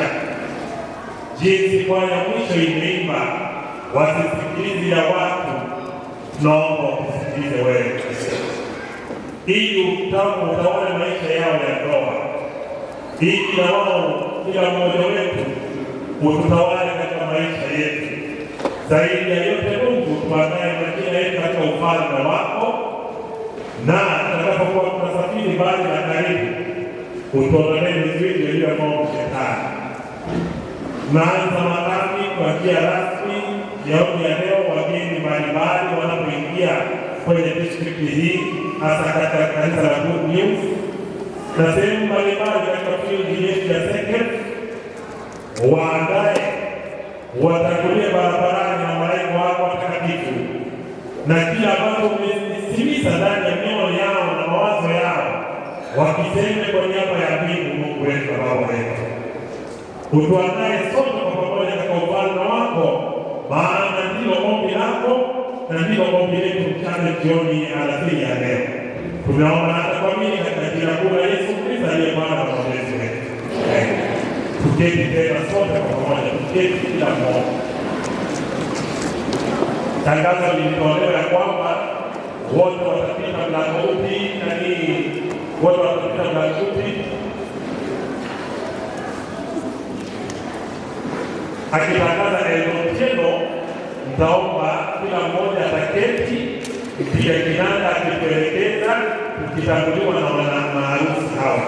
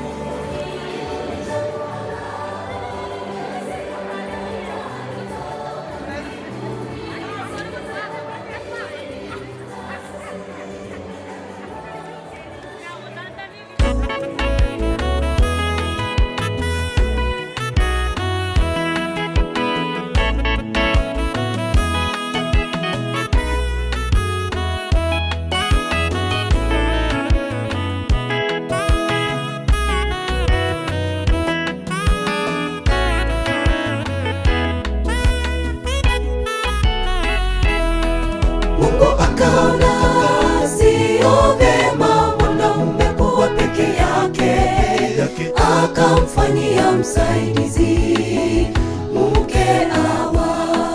Leo Hawa wameunganishwa, si wawili tena, bali ni mwili mmoja, inapendeza. Mungu akaona sio vyema mwanaume kuwa peke yake, akamfanyia msaidizi mke Hawa. Leo Hawa wameunganishwa, si wawili tena, bali ni mwili mmoja, inapendeza. Tunawaombea mema katika ndoa yenu, mpendane, mpendane hadi kifo kiwatenganishe.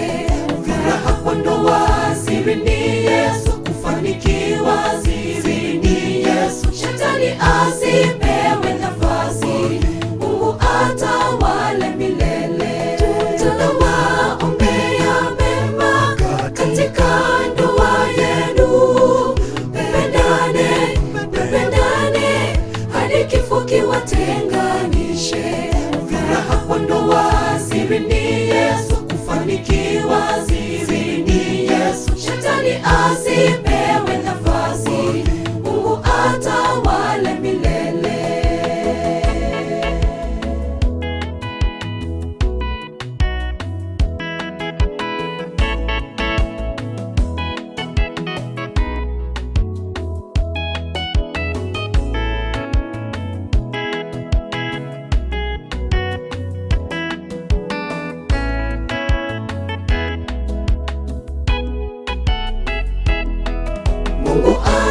anachukia kutengana.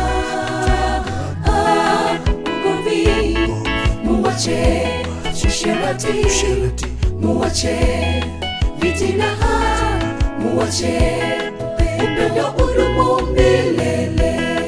Ugomvi muwache, usherati muwache, fitina muwache, upendo udumu milele. Mungu anachukia kutengana. Ugomvi muwache, usherati muwache, fitina muwache, upendo udumu milele. Ugomvi muwache, usherati muwache, fitina muwache, upendo udumu milele. Tunawaombea mema katika ndoa yenu. Mpendane hadi kifo kiwatenganishe. Furaha kwa ndoa siri ni Yesu, kufanikiwa siri ni Yesu. Shetani asipewe nafasi, Mungu atawale milele. Tunawaombea mema katika ndoa yenu. Mpendane hadi kifo kiwatenganishe. Furaha kwa ndoa siri ni Yesu, kufanikiwa siri ni Yesu. Shetani asipewe nafasi, Mungu atawale milele. Tunawaombea mema katika ndoa yenu. Mpendane hadi kifo kiwatenganishe. Furaha kwa ndoa siri ni Yesu, kufanikiwa siri ni Yesu. Shetani asipewe nafasi, Mungu atawale milele. Tunawaombea mema katika ndoa yenu. Mpendane hadi kifo kiwatenganishe. Furaha kwa ndoa siri ni Yesu, kufanikiwa siri ni Yesu. Shetani asipewe nafasi, Mungu atawale milele.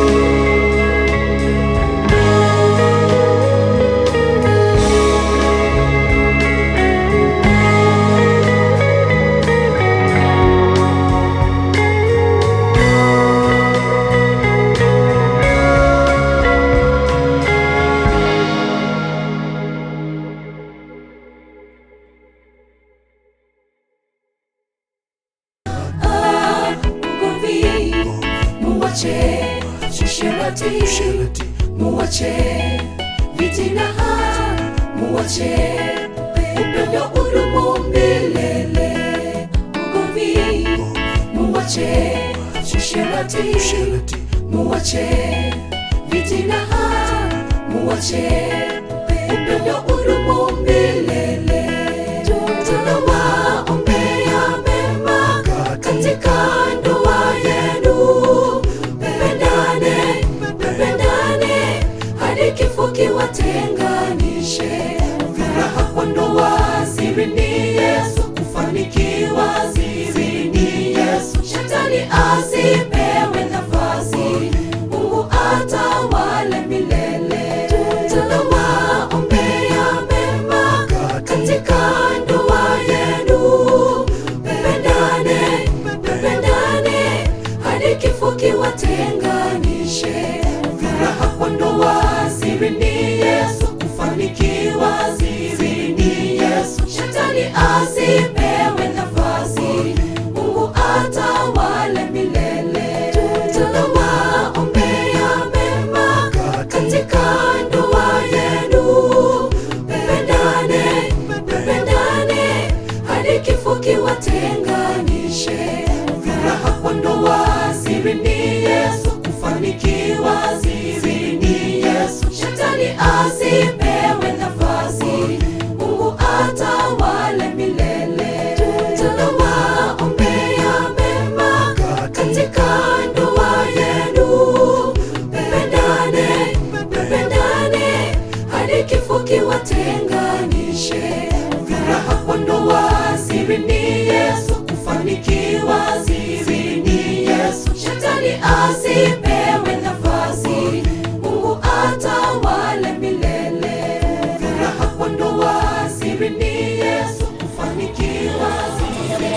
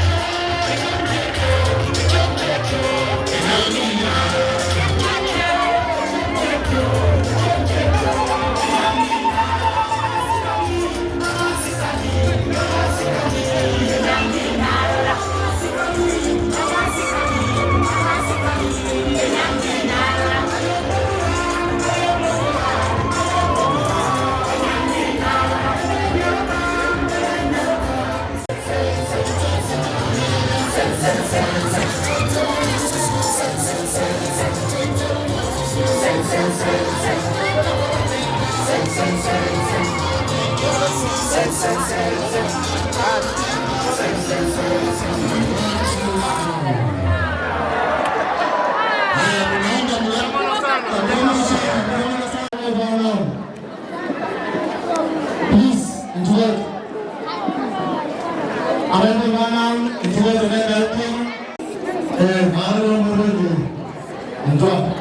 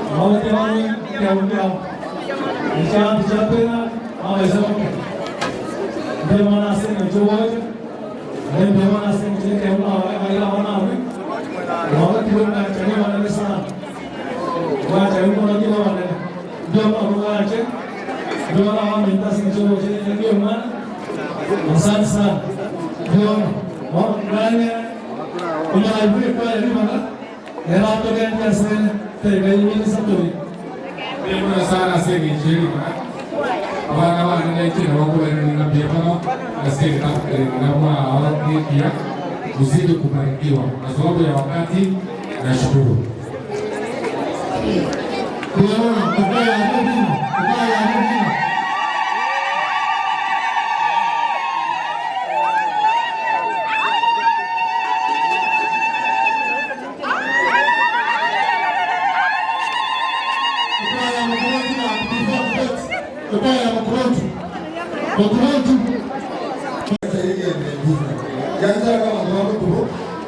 Kama sana abantu bamukuma mandani ndo please.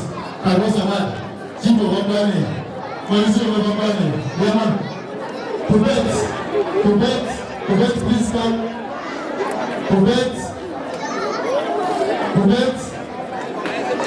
Kubet na mwalimu national. Ndio. Kama mwalimu.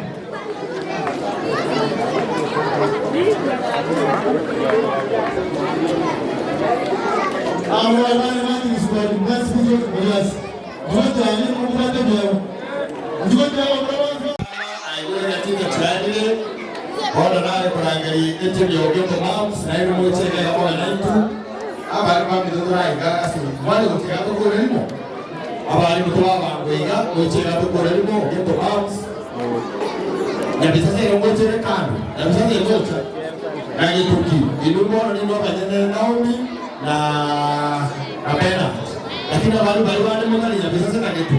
Wale wote anaika DJ kibao kaka kwa mbele sense batenga kego baachile bakule toera na mangana. DJ bakuniga ibale ko banacha. Abo tu waza ko mutoro. Abekira ngolimo. Baranya ya ngolimo.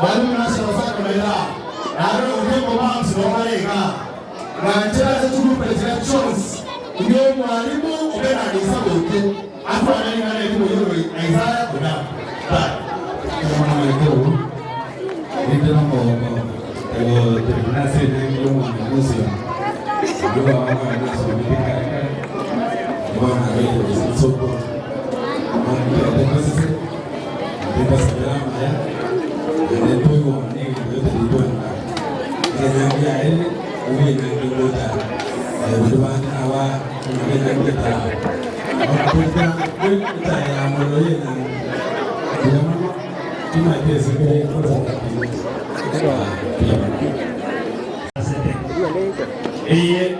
abana balimu ba ya bisase sekondari natonya bakega ilende tuyaongere na support to our colleague. Otherwise, let's go ilaka kinyinge dia masih bala tinggal nangeri dia menguasai deputy inakina umiarige mukubose kanisa dan tu wancha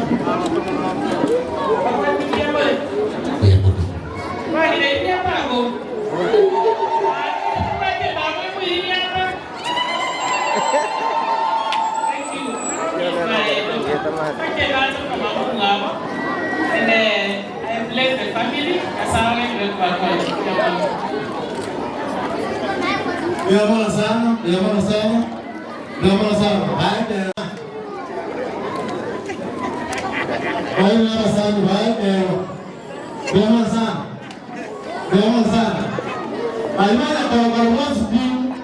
Baik, wako tuweka mama kwa nao tuweka alwana baba Ayuda kita nongeng mengenal dan namanya itu kami hidup ono na ada itu tuka asing itu usia maya asing dinangia dia bersama ini orang itu kalau mata na dia sebenarnya ada mereka tuweka wana kesa tanzia mama wao na kwa akiwele kesa jadi orang ada di mana itu kan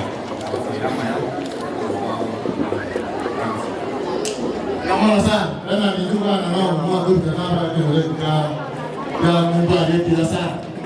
Harus mereka jaman dengan anak karena dia kerja di sana. Juga, itu untuk berusaha lagi. Sesuai itu masih mau bermalam apa? Iya. Itu itu guys. Ini jadi apa motor? Iya. Mana? Berapa sah? Berapa? Karena itu mana? Apa? Karena harus mana kan? Mama serius. Biaman. Mama serius depan kamsa. Tetapi dia sama mau tu kita mana? Ini apa ni? Biaman. Apa? Biaman. Ada yang sih. Biaman. Ada yang sih. Biaman. Dan orang tu dia kamsa. Ini apa?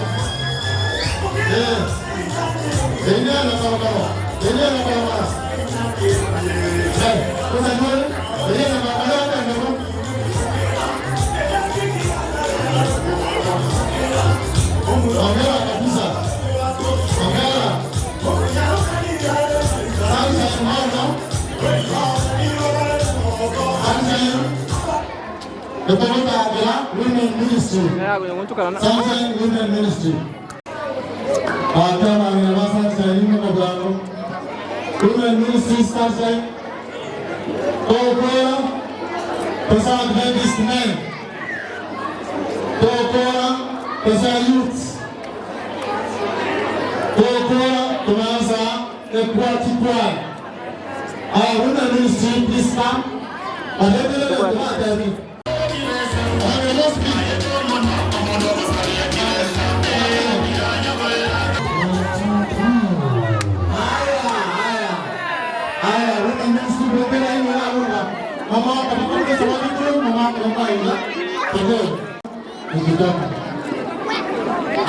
thank you very much.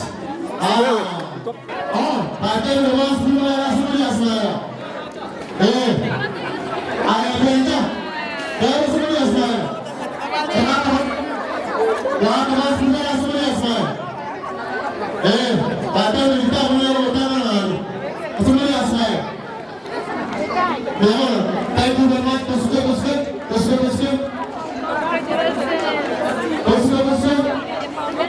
Kalau kita mau orang mana?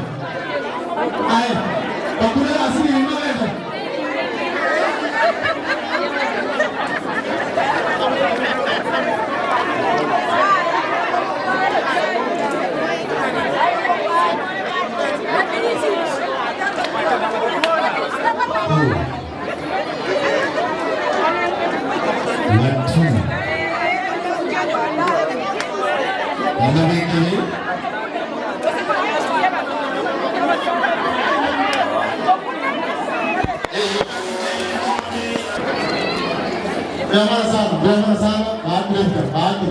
Jangan sana. Adventist man, Sunshine. Adventist man, Sunshine.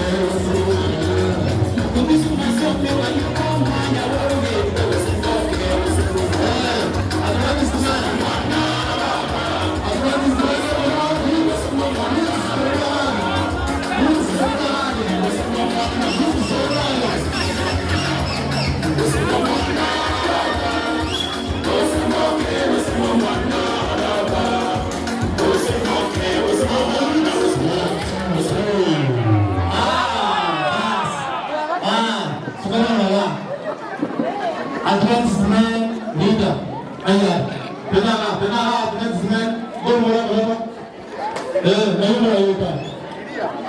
Mara dunia wa kia. Igo. Ayo kwa. Ayo mwanenga. Kwa kama wabwana pesa. Nao mnapenda. Kwa kama pesa. Watenga mwenga. Wabele kunabembeza. Eta yao kusubu. Eta yao kusubu muliro. Tole na amuzie kwa ukoma. Sawa sisi. Wakaendelea bien. Wacha kidogo bwana. Kidogo. Kidogo. Pale. Kidogo.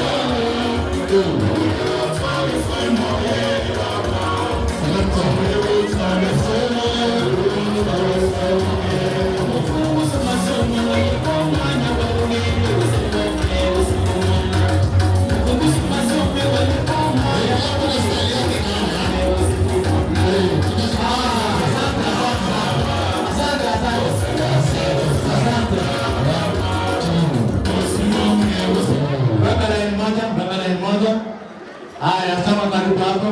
Watoa picha.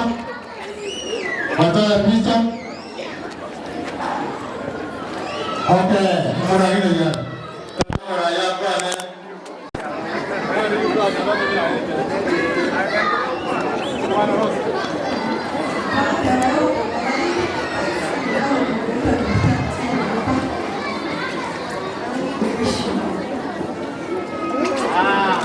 Ada na tunafanya kwa mbele ambayo machuja na kawaida.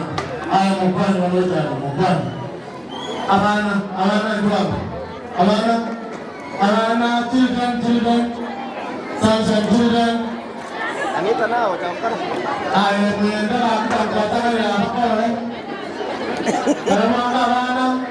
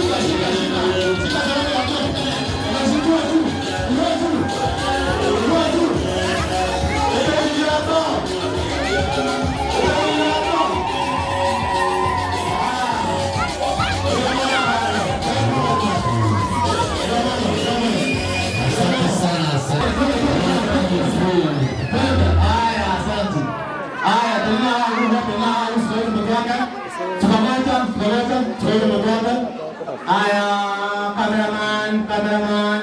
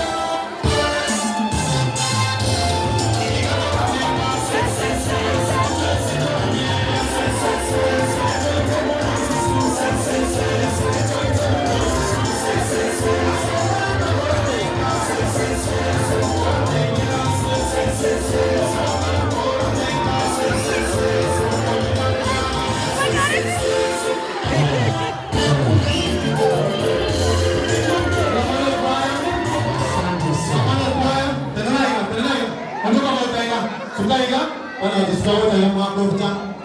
You know, today is very long, but I don't want to know. You know, come on, that is good. What is the one you want to know? Iyata. Jangan buat apa? Kalau apa yang mana?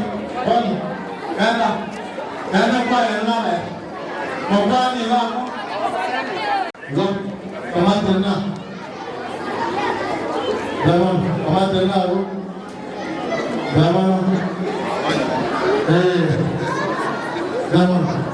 Jangan.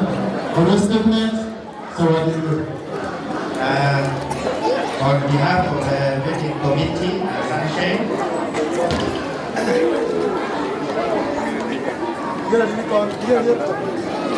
on behalf of Sunshine and the meeting committee at large, we are very happy for Bernard and Nam for what they have done for us. Thank you so much for giving us the opportunity to organize for this wedding. And we thank God so much because it has become a great success. And we pray and wish that God will give you long life. And we pray and also wish that we have more weddings of the next few days or years to come, so that we have such kind of enjoyment. Now for those who are good wedding and planning to wait, kindly come out very fast. This is a very strong team. It will support you and it will make your wedding a success.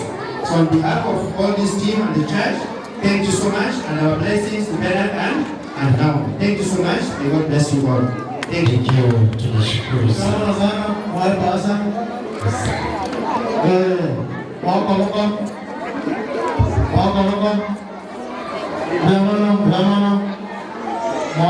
Blessings.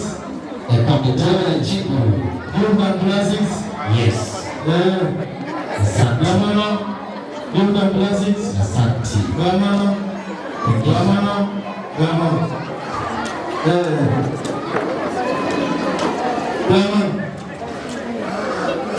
All the way to la. Back to the one on the party. Masani on the party is one. Very special. That is very special. Otoe kasama to kile kinga. Ah, kuna kobela. Oh, kora kori ndani ya hiyo. Hello. Kwa niaba ya kanisa ya Sunshine, kwa niaba ya kamati, tunasema asante sana. Tunasema asante kwa maharusi wetu. Sasa mimi na bwana hai. Nasema asante kwa wale wamekuwa support. Asante best hapo wamesimama na kukaa sawasawa. Na wote ambao walihudhuria na kutusaidia kwa njia yoyote, Mungu aendelee kubariki. Yetu kuwaombea kuendelea maisha mema. Kristo akae katikati kubali wenu. Asanteni sana. Na sasa naleta pasta wa mtaa ambaye ni Pastor Square ambaye statement kwa niaba ya wote. Thank you very much. God is good. I remember my brother. God is good. And all the time, God is good. That's a very special way. I want to thank everybody who has participated in one way or the other. Ningependa kupea encouragement wale young people ambao wajaoa, usisubiri sana vile hao walisubiri. Halo, wale ambao wajaoa, nataka nikupatie changamoto ya kwamba kama wewe unataka kuoa na hauna ng'ombe, hauna bibi, hujaona wazee wa kanisa na mimi niko pale. Ili hao vijana wote waoleke, waoe kupitia kwa njia ya harusi. Si unaweza kusema amen? Ili yeyote asione ya kwamba amepungukiwa, Mungu wetu ako na kila kitu. So I want to thank everybody. I also want to thank my brother here and my sister Thank you for taking such a bold decision. Sio wengi wanaifanya, na wale ambao wanaifanya na wao pia waingie katika huu mstari tuweze kuwa support. We want all of us to have that sign of the heavenly wedding which we are waiting for our Lord Jesus Christ to come and take us home. So reaching that far, na waombea mema hali mtapenda. Mungu awabariki sana. Thank you so much. Let me invite Pastor ambaye ni chaplain wa shule hii ambaye alichukua sehemu yangu na tumesimama kwake na tuone katika maombi. Thank you so much, Pastor Kuweka. Asante kwa heshima za Mungu, ningependa tusimame. Tusimame, kila mtu simama, watoto wanyamaze, tusimame. Tusimame na hili somo la mwisho tunaomba kisha tutaketi. Kama kuna mtu ameketi kando yako na kuna afya, mwambie aweze mchezo. Asante. Mama ya mzuri. Tunaomba. Baba, katika jina la Yesu Kristo, asante kwa sababu ya sikukuu hii ambayo unaangalia maharusi, na kwa kweli imekuwa ni siku ya furaha na shangwe na nderemo, kwa sababu katika siku hii familia hii imeunganishwa officially kuwa familia. Baba, katika jina la Yesu, ombi letu jinsi ambavyo tumesimama ni kwamba wabariki hii familia, wakirimia katika kila hitaji, wabariki wanapoingia na wanapoondoka, na hata watoto wako mikononi mwao, Bwana uweze kuwabariki. Zaidi mno, hiki ni kiwanja ya harusi kuu ya mwana kondoo ambayo umeiandaa Kristo Yesu anakuandaa sisi sote kwa ajili ya kuhudhuria harusi hiyo katika siku kuu ile, ili tuingie mbinguni tule pamoja nawe, tuonane uso kwa uso, kwa sababu ya ukombozi mkuu ambao utakuwa umetupa. Neema yako ikutoshe, bariki kila mmoja aliyeingisha mfuko wake kwa sababu ya kusapoti hii harusi, pamoja na pia maombi na advice. Jina lako liweze kutukuzwa na hata mmoja asije akapungukiwa kwa sababu ya kazi hii njema. Neema yako izidi kwa maana pamoja nasi, ndio ombi letu katika jina la Yesu Kristo, na walio hai waseme amina kwa nguvu. Amen. Amina. Wapea mkono wa baraka. Thank you very much. Sasa tunaingia kipindi cha chakula. Nani hata kupatia chakula?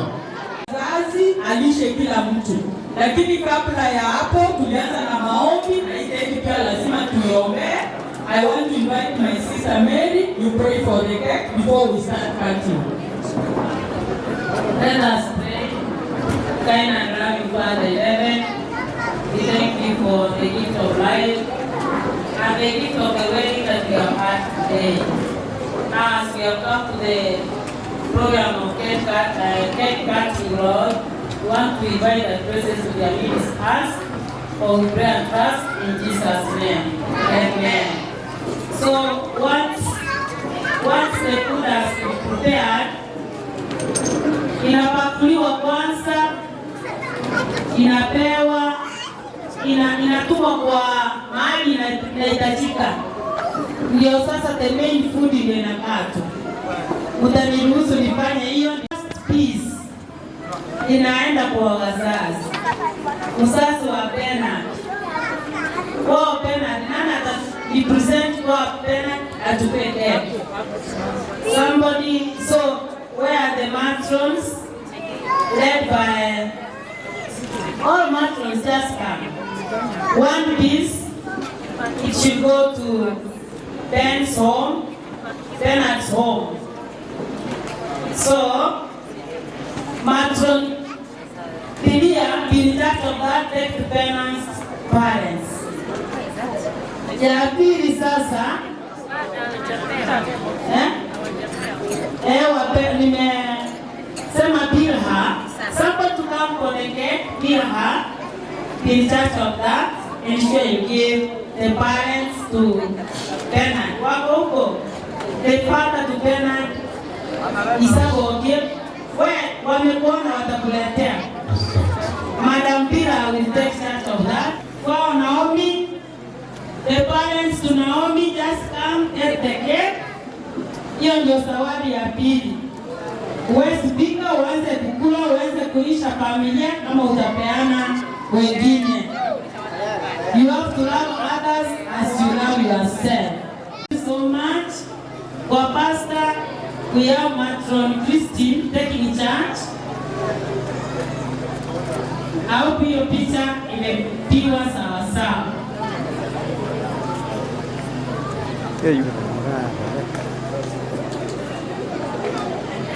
The fourth one, but we are giving the chairman,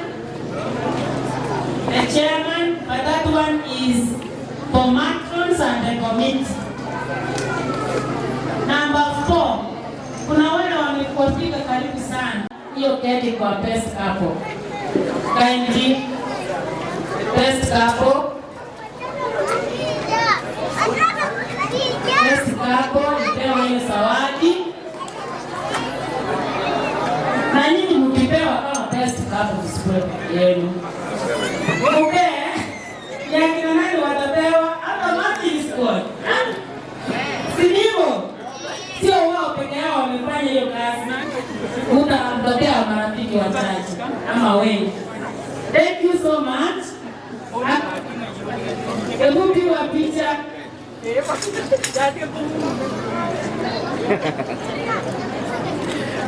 Piga picha. Thank you.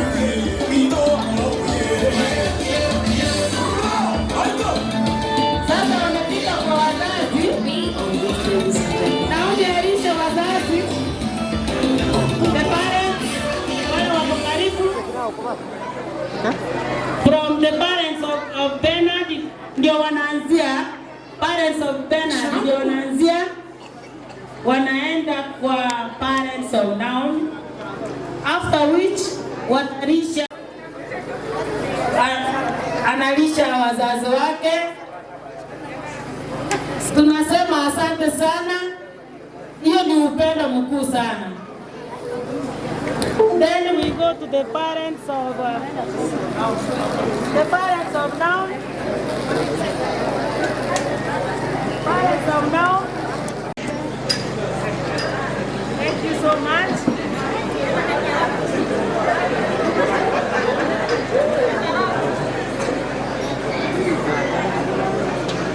Now after that, can you feed the neighbors like those ones who are in between them?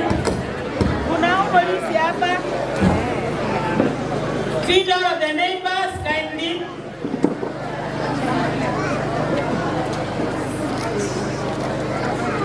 Feed all of the neighbors. This is a sign of love. This is a loving family.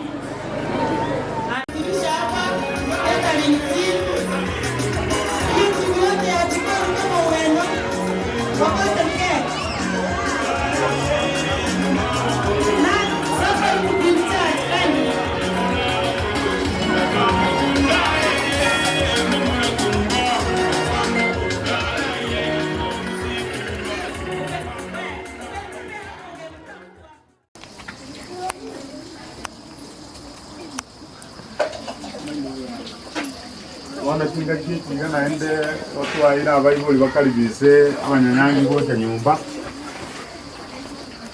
wano umugine tiganga mupokese ekewa bwate ke kumuweka mwisho mgoje nyumba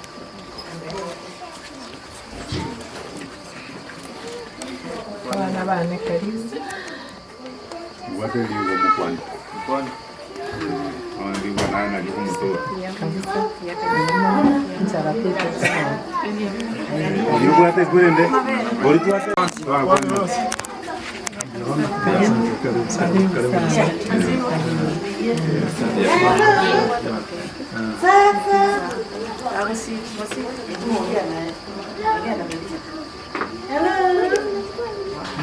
Bueno, bueno, era así mismo acá.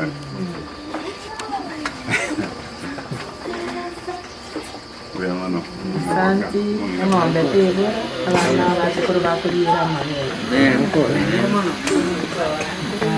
Santi, karibu. Karibu. Santi bwana.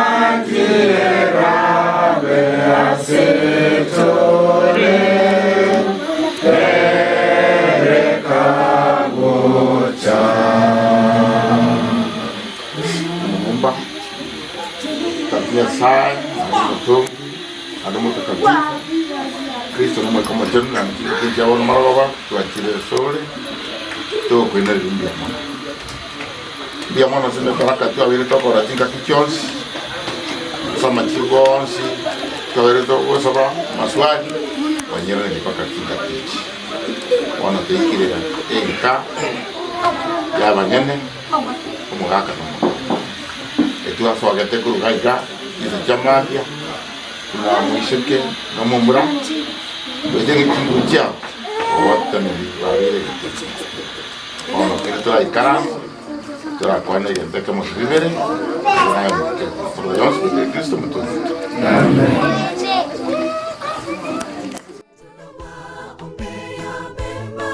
Katika ndoa yenu, mpendane hadi kifo kiwatenganishe.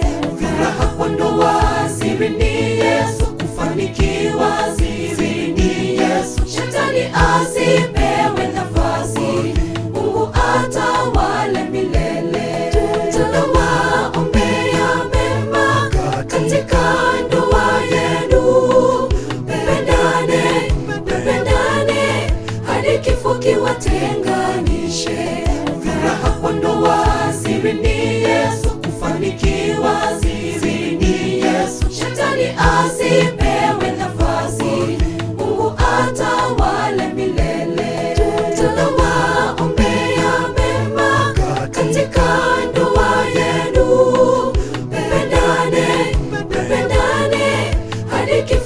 tena.